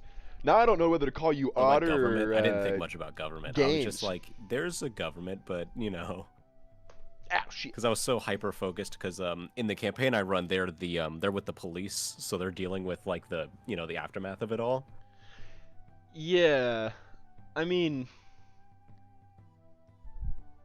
that's kind of. I mean, it's an interesting dichotomy to like not really care about the government if it doesn't matter, but sometimes it's unavoidable. Like a lot of the places I've created, it doesn't matter until you guys interact with it, and then like Golden Spire, I have all of that government system like flushed out because it's gonna end up mattering, especially to you probably. So I was like, I need to flush that out so that whenever you interact with it, it doesn't seem surface level. But something like Steelgate, you guys aren't gonna interact with yet. It's just a military encampment. So you know that there's some sort of hierarchy, but it doesn't matter what it is yet, unless you guys interact with it. So. Yeah, I think that's why I got away with it as long as I did, because they kind of were the government that yes, they would it is be an original with. world. So that part was kind of developed out in terms of the law, but in terms of like political stuff, it's such a big city, and they're just here trying to deal with criminal syndicates that it didn't really come up until later when I was like, I need to like work this out more. Yeah. And I told Brandon this a while back. I gave you guys the map that is like the well-charted portions of the continent. There's a lot of things that I have created as like points of interest that aren't. I create a lot of surface level things, and then whenever you guys choose to interact with them, or there's like a good plot point that takes you there, that's whenever I flush them out for the session. I think that as a DM, one of like the hardest things is like quality control, because if you write a bunch of surface level shit and then that's all you have, that can be really problematic. But if you have a bunch of surface level shit that's just surface level enough to grab like a hook line, then you get to write the sinker, which is whenever you guys actually have a plot point that takes you there and shit, and that's where like the meat comes from. Makes sense. love making dude, maps is so much fun. I won't lie to you, that's kind of what started this journey. Thank you for the follow, by the way. I appreciate it. That's another thing. I probably am gonna keep having alerts off during the main sessions, especially like chat as well. I think that with as many like serious story beats you guys are gonna like potentially have, and I think having like something serious happening and then having a giant pog face show up on screen would be super disrespectful to the players. Yeah, like I don't know. I just think it would be super disrespectful. Or we meet an NPC and then you just see wood in like the wood. It's just like, all right, bug. Yeah, I describe like a 5'4" blonde woman, and 50% of the men in chat go, "Oh, Pog!" TPK Omega Lol. Imagine you're like giving a monologue as our characters are dying, and then just someone says, "Imagine dying." Omega Lol. Imagine dying. Yeah, I think that experiment with that in like in a non-serious way, like Yeah. at one point, but I think that there is room for that 100%. I think you're right. I think that there's gonna be like one-shots and shit that are just goofier. We can have chat in there. I think that the main thing is that I'm okay with seeing chat over here as a DM and like having chat open during the streams so that the community can interact with themselves, but it shouldn't influence the game is all. Like especially the VOD experience. The VOD experience is strictly for the story and the players and the DM. That would be interesting because like on the last one I forgot to turn it off and I didn't realize that.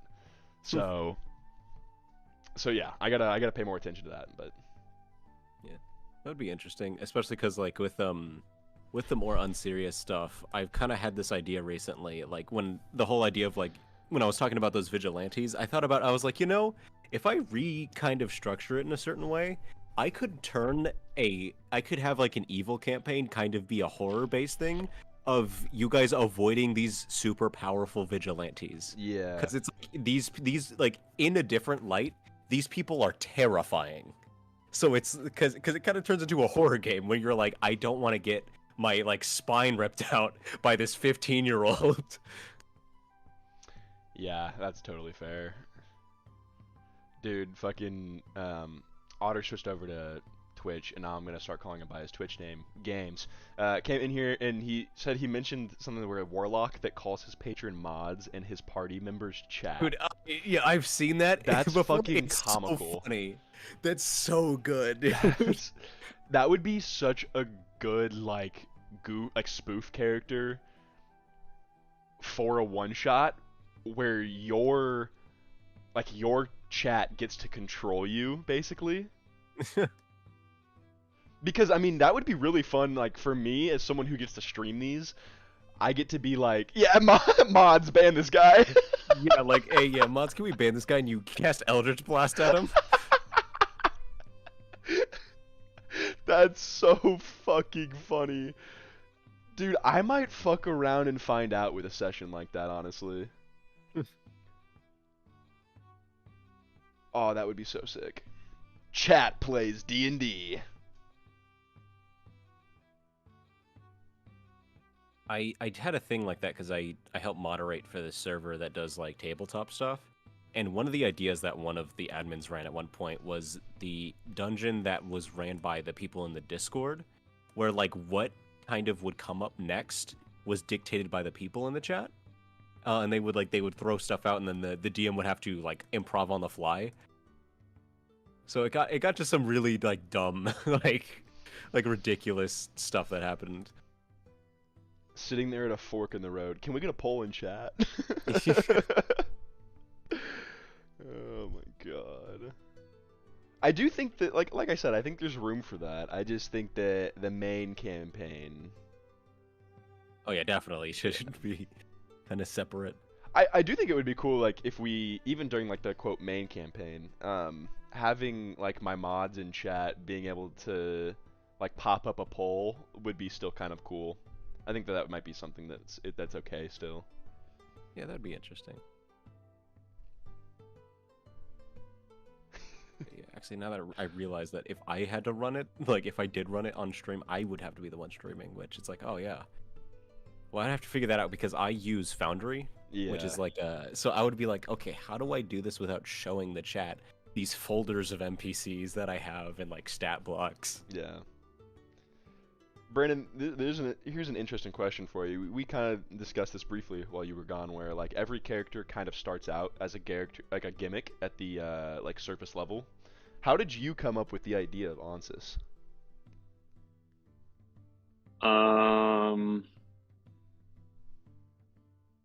That's a great question.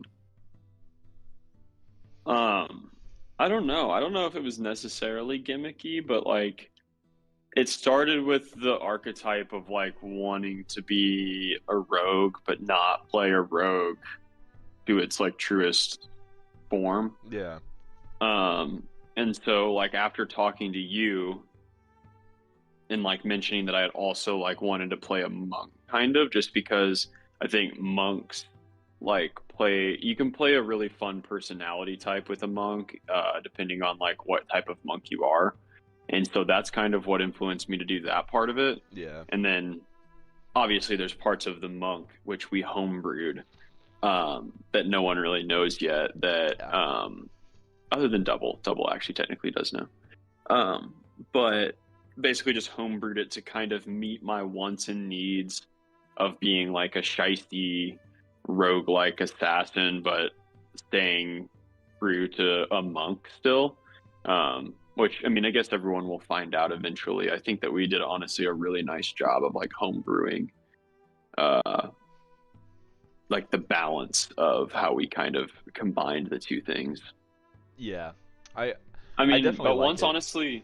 honestly, after like I didn't have really in mind like how I was gonna act or like play the character as far as like in-game stuff and interactions until after session 0. Like after session 0, like being in the mindset of my character is kind of like what devised the rest of it, because we even had a talk after session 0 where I was like, okay, this is actually how it is. I was like, I fleshed it out because I was thinking during the session, and I was like, this all makes sense now. And I actually went back to the drawing board after session 0 and kind of like just trimmed up the fat. Like it made everything way more meaningful.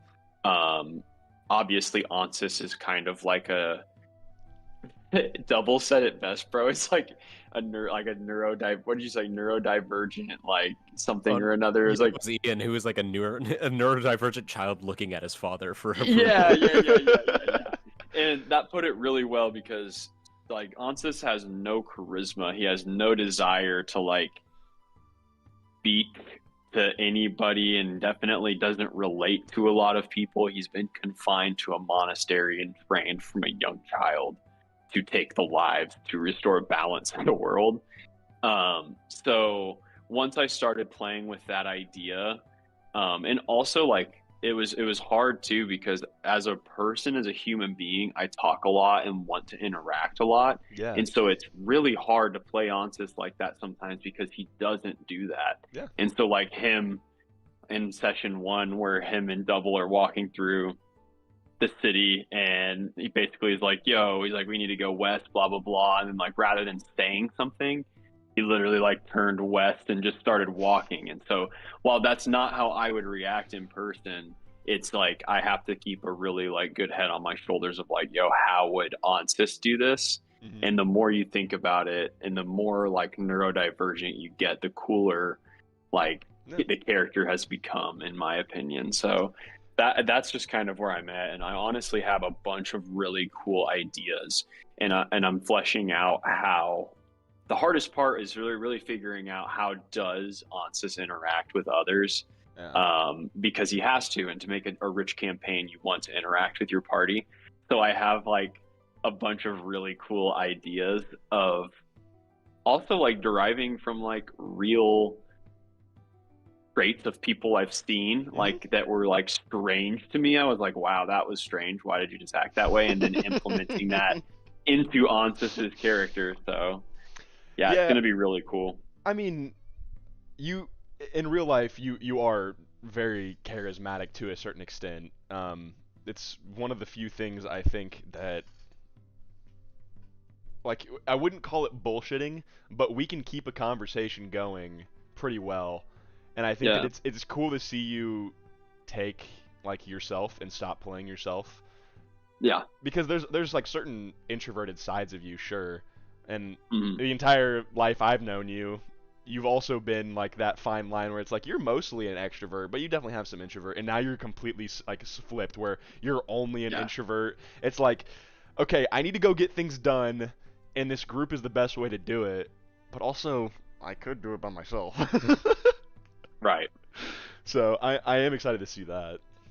Yeah, We because that's something I also haven't unfolded to anybody is like Ansys's purpose and reason for sticking with people. yeah. That's going to be kind of like a bigger arc, I think, that I haven't completely developed. I can't wait for you to finish your mission, bro. The first part of your mission is so vague that whenever you figure like whenever you get the actual mission, it's gonna be fucking sick. Yeah. Hey, we got Keegan in the fucking chat, little iceberg. He's just saying Little hi to Kins. iceberg. Games brought up something that I thought was really funny, actually, and he said he made a concept of just a fucked up crossbreed between a dwarf and a halfling that was completely min-maxed into a One Punch Man-esque character. And he states that he had a singular jacked arm the size of his torso. Oh my That's god. horrifying. I am going to make that an NPC. Yeah, that's awesome. Like, A lot of the characters I make, well, okay, one of them, he was kind of my attempt at making a goofy character. Yeah. And I played a one shot with him with some friends before we got into our actual game because we were looking for a DM and then we just did this one shot Mhm. and just kind of testing them out. I was able to play him very differently in that one shot to just be stupid crazy, like dumb crazy. Like he was like they were like trying to figure out like what was going on in this town, and then they found someone like behind this door who was sleeping, and then I think they were looking for them, and then he was like, "Oh, they're dead." And he's like, "We didn't make it in time," and he like fell to his knees, and then he walked up to them. As they tried to wake up, he put his hand and then like closed their eyes and like, "Shush, shush, don't worry, we'll avenge you." Like I was able to do stuff like that, Yeah. but then in the actual game, one of the players had to step out because he was too busy. But Mm. then I realized this much later. I had to play this character a lot more serious because his whole thing was that he was just this guy that was in this like jester's like clown outfit that looked kind of creepy, and like his whole thing was he used to be a jester of a court and he had like attacked like his previous court, but oh yeah. that was going to come out later. But I wasn't able to play him as dumb crazy because the other guy that left was the paladin who was the voice, who was the other charisma caster. But when I took that role up, no one else stood up as much because they weren't as good as persuading. So then Yeah. I had to. And then Yeah. I realized as I was playing, I was like, oh yeah, I didn't really get to play him as like crazy because if I did, things wouldn't really get done. Sure. Yeah, that's totally fair. I'm excited. At least our team. I feel like our team is pretty balanced. Like we have people who can do I think lots of pretty things. much everyone except Ansys would be willing to step up to speak. Right, which I'm happy about for sure. Because then the dynamic of the characters really gets to shine, and then the interactions are different. Like it's not just one type of charismatic character always jumping up and having a certain kind of interaction. At that point, two charismatic characters can have an interaction and then almost have an interaction with each other that results from that interaction. I know that's a stupid fucking way of saying that, but it makes it more dynamic because then you can be like, bro, why the like? Because if you weren't charismatic or if your character wasn't one to stand up to somebody else, even on your own team, then one person kind of gets to decide how the playthrough goes if they're the one like constantly speaking. So one person could be like, I actually don't agree with that, and now we're fighting. Yeah. Not actually. I really, and since Keegan is in chat, one, he needs to accept my fucking friend invite on Discord so he can join the server. And two, I'm gonna be excited to see, because we're still at the point where you guys are like discovering each other and like, well, that sounds sexual in a way. Yeah, But, I was gonna say. But you guys are discovering things about one another and trying to like kind of feel out what your guys' intentions are, etc. I think that it's going to be fun to see what happens whenever even more uncertainty is thrown into that mix. Because it's like, Yeah, what situation are you gonna find these people in? It's like, how, like, I'm excited to find out what Asher thinks of Ansys, because Asher seems oddly interested in Ansys as well. yeah. Asher Um, seems like he oddly keeps, interested in you and in Bando, and I don't know why. Like, I think it's cool. I'm hoping Dylan has like a thing. Like I'm yeah, I hoping do too. Dylan has like he has something brewing in his mind, because that would be really cool if like his character was actually like if he implemented that in a way that was like meaningful. Yeah, He I keeps can sizing definitely. me up, bro. He keeps fucking like he's like, yo, what's your fucking deal? I'm like, bro, I will kill you.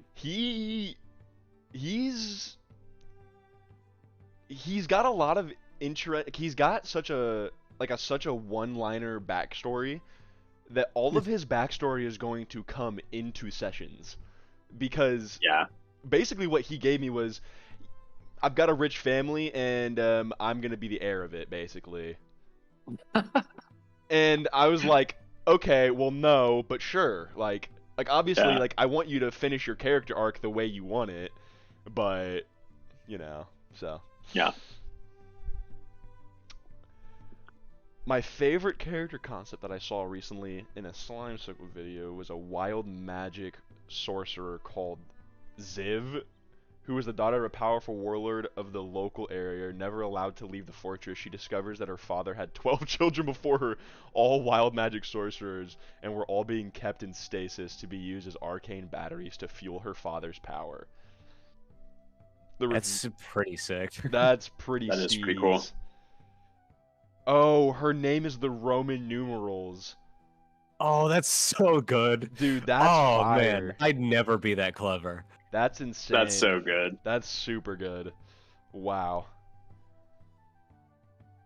Wow. God damn. Man, I- that's so good. You know, being clever, speaking of Double, there's a lot of times where I have to not be clever because it just makes no sense for characters in world to like act that way because they're not special. They're just fucking people working a day job. Like you guys are very much a troupe of individuals that has specialties, but you guys aren't special yet necessarily. Like, and you guys are having pretty normal interactions, so there's sometimes where I'm like, oh yeah, there's gonna be this super cool character, and I'm like, nah, he just owns a tavern. Because eventually you'll meet some pretty interesting folks, but Fuck yeah. like I said, I'm super excited to see what happens with everyone. I think it'll be really cool. I do wish I wish Dylan was here to explain somewhat of what Asher thought to the players. Obviously, I want things to come out in character more than anything. So it's kind of all that matters.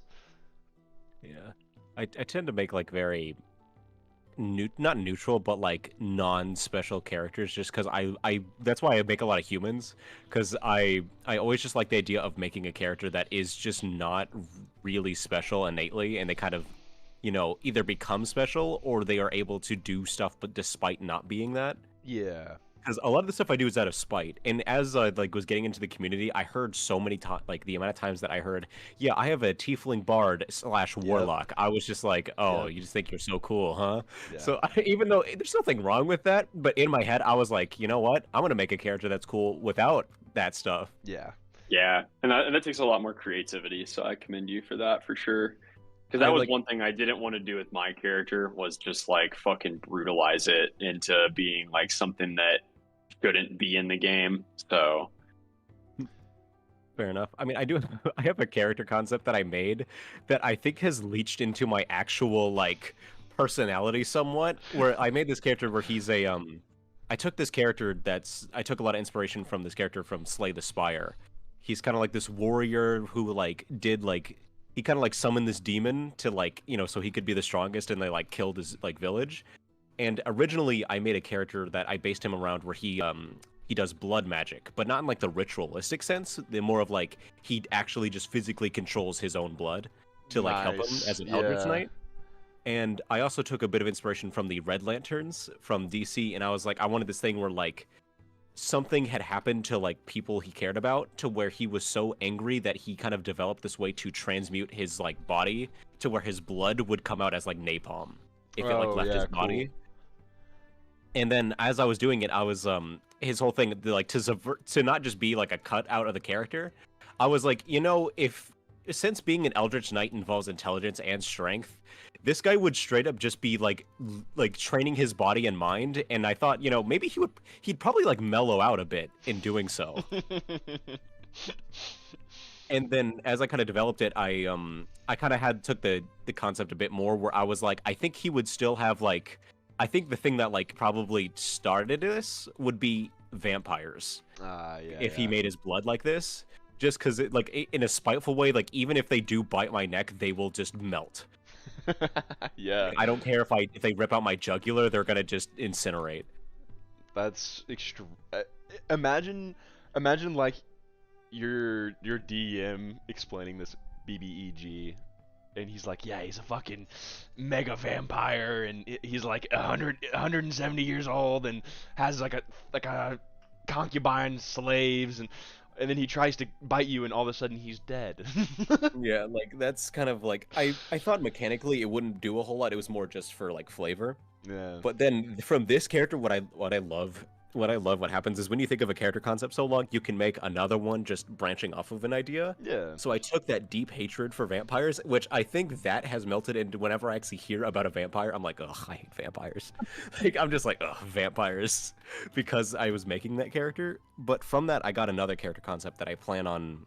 I think it'll be my next character that I play in a different campaign, where he's a samurai fighter, where his life was pretty normal. His dad was a swordsmith and his mom was a mercenary.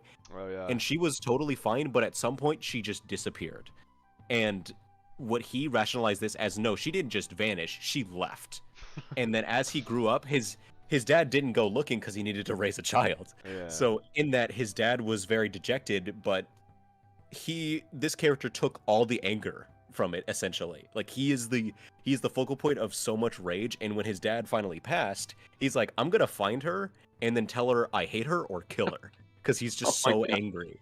And what I love also doing is I was like, I'm gonna leave why she left open up to the DM. The only guidance I would give, it's like, don't make her plainly evil. Yeah, I don't want sure. this to be easy for him. Sure. Because I was like, if he finds her, I want there to be some shadow of a doubt to be like, hey, you shouldn't, just try to kill this girl or like kill your mother. Like, Yeah. She may have left, but she's not just evil.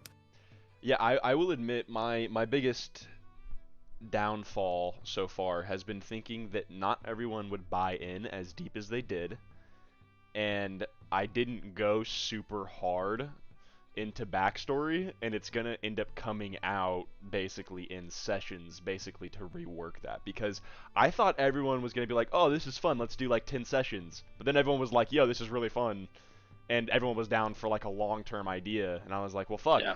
I kind of fucked up, and I kind of screwed myself on that one. Because I should have just done it no matter what. But I mean, I it's see the what it is. vision of why you wouldn't want to invest time that wasn't going to necessarily be worth it. But I mean, it seems like after the break, like, I mean, from what I know about it, because we spent literally all of winter break together anyways in real life, Yeah. that you put in a fucking shit ton of work on certain things, and it seems like we're going to have a ton of really good ideas coming back. So Yeah.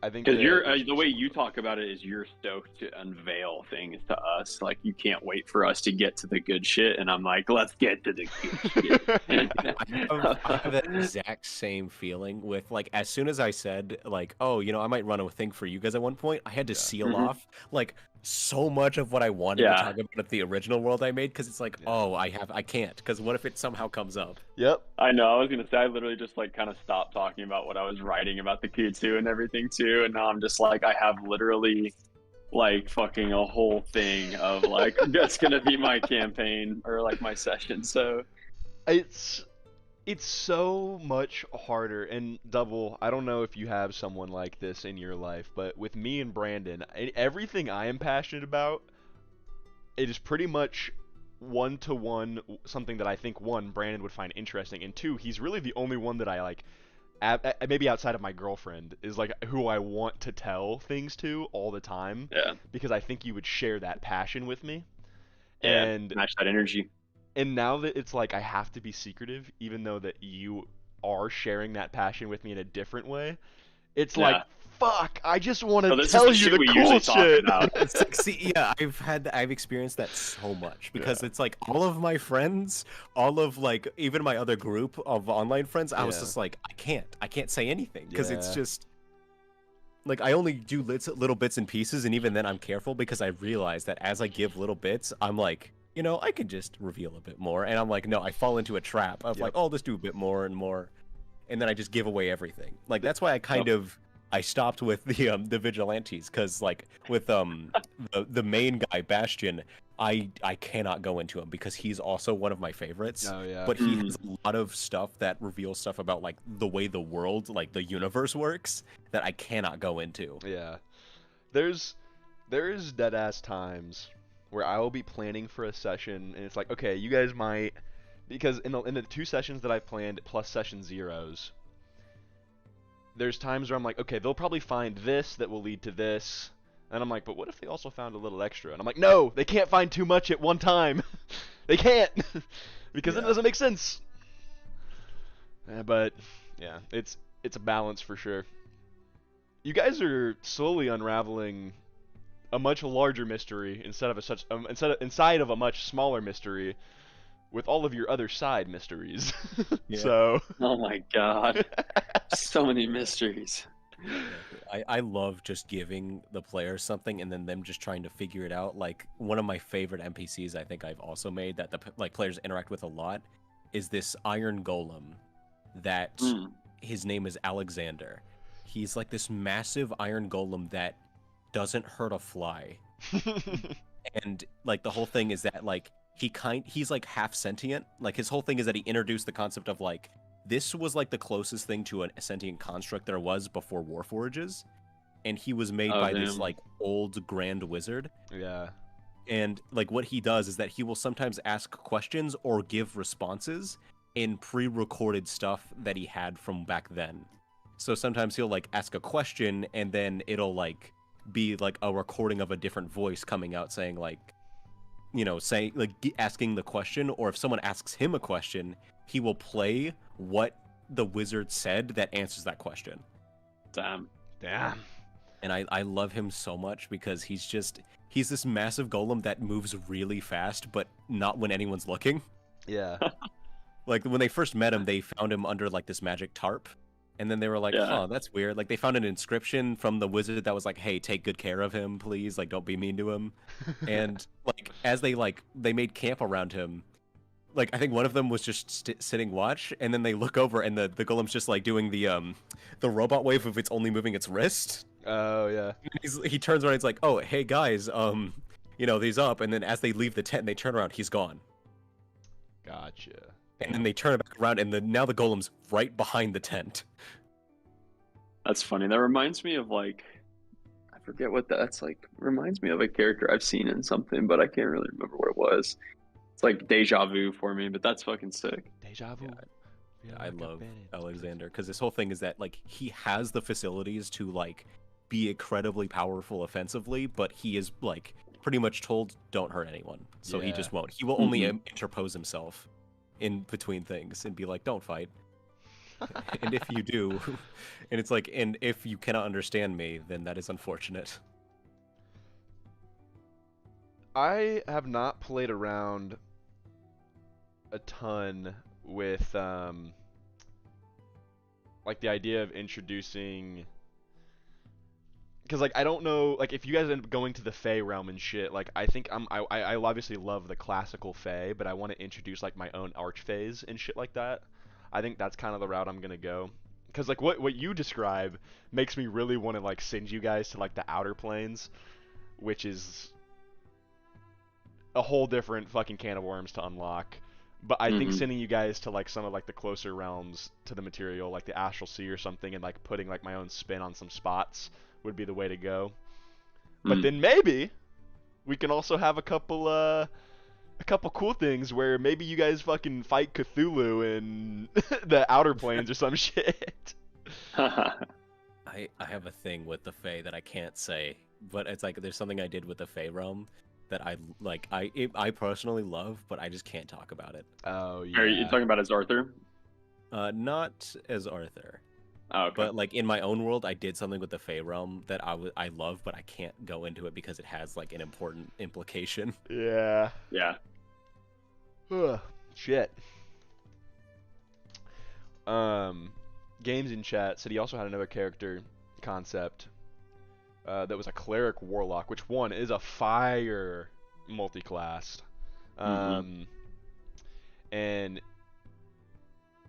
it was basically the village madman spending his entire life hoarding knowledge until his insight into the world allowed him to comprehend a great old one watching over the area. He's freaking the fuck out about just giant Cthulhu monster above the village, but no one believes him because, you know, village crazy guy.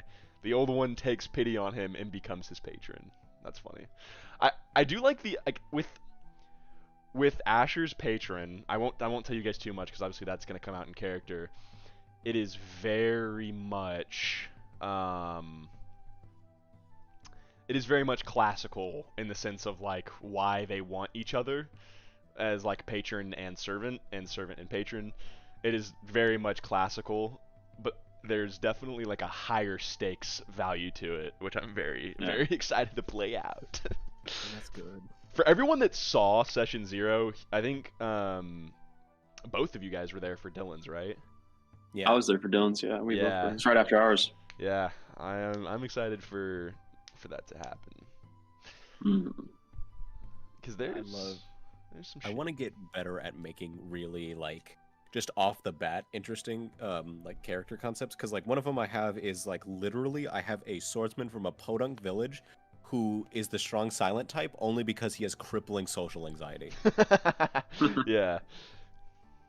Like there's a bit more nuance to him. Like he actually like wants to also be an apothecary, but he doesn't think that he's suited for it because he's this massive guy, and he also thinks like, you know, I can heal people, but they're still gonna get hurt. Oh yeah. But you know, the concept, yeah, the village crazy guy that sees the old one above his village is so good. I am currently trying to make. There's a real depressing part of history in Malnor that is very well known, so I don't have to hide anything. It is called the Ferda Ana Inor, and it's literally called emptying the land, and it is the systemic wiping out of elves. Oh, Super depressing and very well known and taught about to this day in Malnor, and I hate writing about it, but it also is like no world is without some sort of tragedy, and I feel like even though like obviously you don't want to make it. I've had a hard time writing for it because it's important to a couple characters in the thing right now, so I don't need to flesh it out entirely, but I need to like kind of make the main points, and it's hard for me to write about something so serious that I have to make up because I have to like genuinely think about like fuck, like why did this happen? And yeah, how badly can I think right now? What would cause this to actually like resonate? yeah, That is tough. Warhammer yeah. 40k is actually a great resource because they are a masterclass in talking about and like writing a thing that's just like, and it got worse. That's like the main thing they use. It's like, and things got worse. Yep. Honestly, that's something I might look into with 40k. The dichotomy between clerics and warlocks is cool because one is like the holy patron saint and one is a like subservient too. It's very interesting. Yeah. A cleric who what I constantly love- chastised the warlock in the party for having to deal with an evil patron, but only the DM knows the deity the cleric worships is the warlock's patron. That would be fun. Yeah, I love running the thing of like a patron doesn't always have to be evil. Yeah, I 100%. always thought that was an interesting like way to go about it. I also do that with paladins. I tend to, at least I've only played one paladin so far, but the thing I like to keep doing is that they're not tied to a deity. I like doing that because it's like it puts more merit on the person themselves, because it's like it's a promise, it's an oath they made to themselves is what I like more than just like, you know, an oath made to, you know, some deity. Now it makes sense when some of it's like when you get to like oath of like, you know, conquer, I forgot what it's called, like oath of glory and stuff. Yeah. But with like Oath of Redemption, I feel like it's I like it better when it's just someone making a declaration for themselves and they gain power from that. Yeah. Yeah. Yeah, intrinsic. Yeah, I think that one, I have to start taking the timeline seriously, and two, it makes me think more about like what you're saying is like not everything has to be like evil and good. There's a lot of gray in the world. And Yeah. I have to start like implementing like especially as time goes on, it's like what's your guys' piece gonna be on this world, and like where, like, because Ans's whole thing is balance, and Asher's out for himself, and you're very dedicated to your city and justice, and it's like what's gonna play out like long term with like good and evil between you guys. I'm really excited Mhm. for it. Yeah. Like as I had said before, like a lot of the stuff I make is out of spite. So if I see something too like a lot of the stuff in the D&D community, or at least like the baseline stuff, Yeah. I will just have character ideas that are like the opposite of that. Like the bard I had, like the jester guy, I made him because I hated seeing all the horny bard jokes, and I was like, I'm gonna make a bard that's just weird and creepy and is terrifying. Yeah. Like I want to use that form of charisma where people do what he says because he's scary looking. Yeah. Games in Chat actually brings up a pretty funny point, is that like there's always good sides to characters. And then he brings up Except Char, and he says that she's a pure bitch. That is totally fair. Lady Shah. Also, all of the original D&D gods don't exist in my world. I have my own dichotomy of deities, and also there's less deities. I wanted a consolidation for a couple reasons that is yet to be known, but yeah. I honestly, I kind of liked just drawing good, they're all fucks. Yeah, essentially. I really like all of them. It's just like, I don't know, I kind of like having my own spin on them. So Yeah, I definitely need to work more on a pantheon, because I have one I made up. It's called the Omni, which is like closer to like Christianity, like in terms of beliefs. yeah. But then I was like, I wanted other like deities to exist. So I was Honestly, like, crap, I don't know how to make a pantheon. with making the pantheon, the first thing I thought of is like I wanted it to be concise because I wanted it to be gray. Like there are good deities and bad deities, but the reasons that they're good and bad is gray. And if I expanded that to 19 deities, I'd be like, fuck. Well, now I gotta explain these two these two interactions between these two guys. Like, that's not really worth it for like something that like if you want it to feel like truly chaotic. In a sense, like having a tight-knit group that maybe like all started together, maybe ended really badly or something like that. Yeah. That would make sense. But oh no, I can't get into that because that's man, I hate it. Well, it sounds like we've got a whole lot of shit that we can do, even in this world and in other worlds, like even with double shit. So I think that's fucking exciting. Because, like, honestly, as a person, I'm new to tabletop RPGs. I've only like played video game RPGs and watched people play tabletop RPGs in some sort of fashion, whether it be live streaming or whatever. And so it's super fun to like have all this like pent up excitement for all these things and like actually have an outlet for it, because I do really be liking this shit. Yeah. Makes sense. Like, I mean, a lot of the stuff I also like, the world I made it's kind of made to let me just do whatever I kind of wanted, to be completely honest, and have it still make some sense. Yeah. Like, there's a lot of like weird dimensional stuff, like tearing, and like because the whole main history that like people know a little bit about, so it's not like a spoiler, is that way back when these like very old, like very Cthulhu-esque beings, like called Titans, were like kind of ruling everything, and when they started moving into I this didn't know plane, about Jurgle. I'm looking a lot it of up the right now. mortals there That's were so funny. either wiped out or a lot of them fled. fled. but a lot of the kind of like humans stood their ground, and through somehow unknown No one reasons, they worships killed the final one. scribe anymore. And that's all they cool. needed to basically harvest its like bones to make weapons and learned its magics to completely rebel, and then just turn the tides and He's just just like kind chilling. of wipe all these beings He's out. just killing his shit. And that's actually how I because I don't tend to go too far into like fantasy racism. So the only little bit I have is that some races are kind of afraid of humans because it's like these people are capable of stuff that doesn't make sense if they're pushed to a certain point. So like some of the much older people, like a lot of the older elves are like, I don't mess with humans that much because they scare me. Yeah. Yeah, I very much don't want... I want this world to feel like a world that is meant for everyone. It's just that sometimes a world meant for everyone has to be built before it feels like one. And that's kind of like the phase I'm in right now, is like with like the fantasy racism. I don't necessarily want that to be a focus, but it is something that has happened in the past, and I think it's important to like bring that up. Especially in the context of some characters that are very old. Feel that. Oh wait, what the fuck? Oh, can my camera still die? I bet my camera uses. I bet it uses more power than my computer can give it. Damn. Okay, yeah, it can die. That's no big deal though. I've got fucking extra batteries, and I was on 50%. So that's how long 50% lasts me. I mean, that was 2 hours, a little over, because you were in here before too. So that'll be fine. But I was like, why did my camera turn off? It is dead.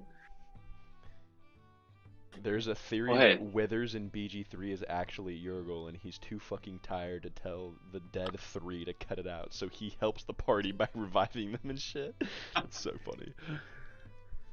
I saw this thing about Baldur's Gate 3 where like people were talking about like the Dark Urge playthrough, and I was like, why are so many people playing that? I don't see the like appeal. And then someone talked about how, they thought like they totally thought of someone taking the Dark Urge thing and then just not doing it. Yeah. And they were like, yeah, that kind of feels like the main like path to take. And I was like, oh, yeah. I didn't even consider just not like taking it and just not doing any of the evil stuff. Yeah.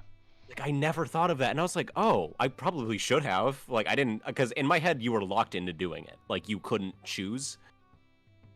Yeah, this is my shit double. That's so fucked up to. Oh, Jesus. That's why that shit looks so nice.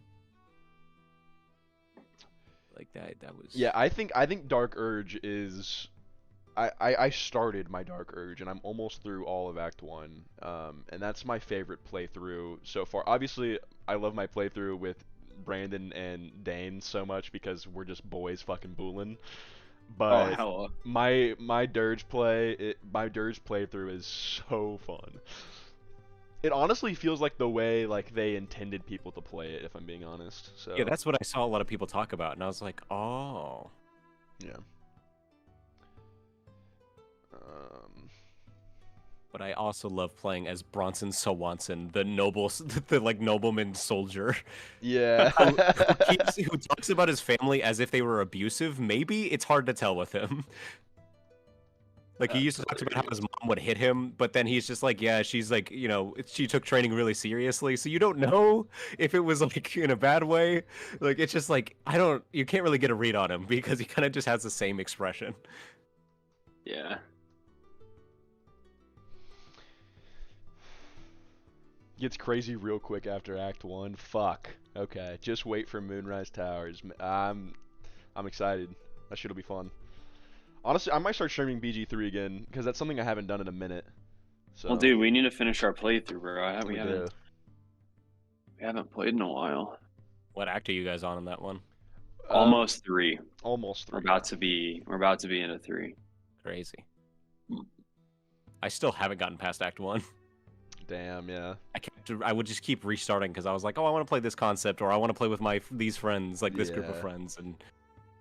No, that's a super common issue. People have like 200 hours and just haven't beat the game. I gotta dip, but I'll try and catch the next stream when it happens. Just too much Don't worry about it, man. I appreciate the support. Well, dude, that's like me and Isabel. Like me and Isabel. Like Isabel wants to do all the extra shit and like all that kind of stuff, which I do too. But dude, we have so many hours played where we were just doing random shit, and she wants to like play dress up, which is fine. Part of it for me is just like I want to get levels. I want to get stronger, so I do all the extra stuff. Same.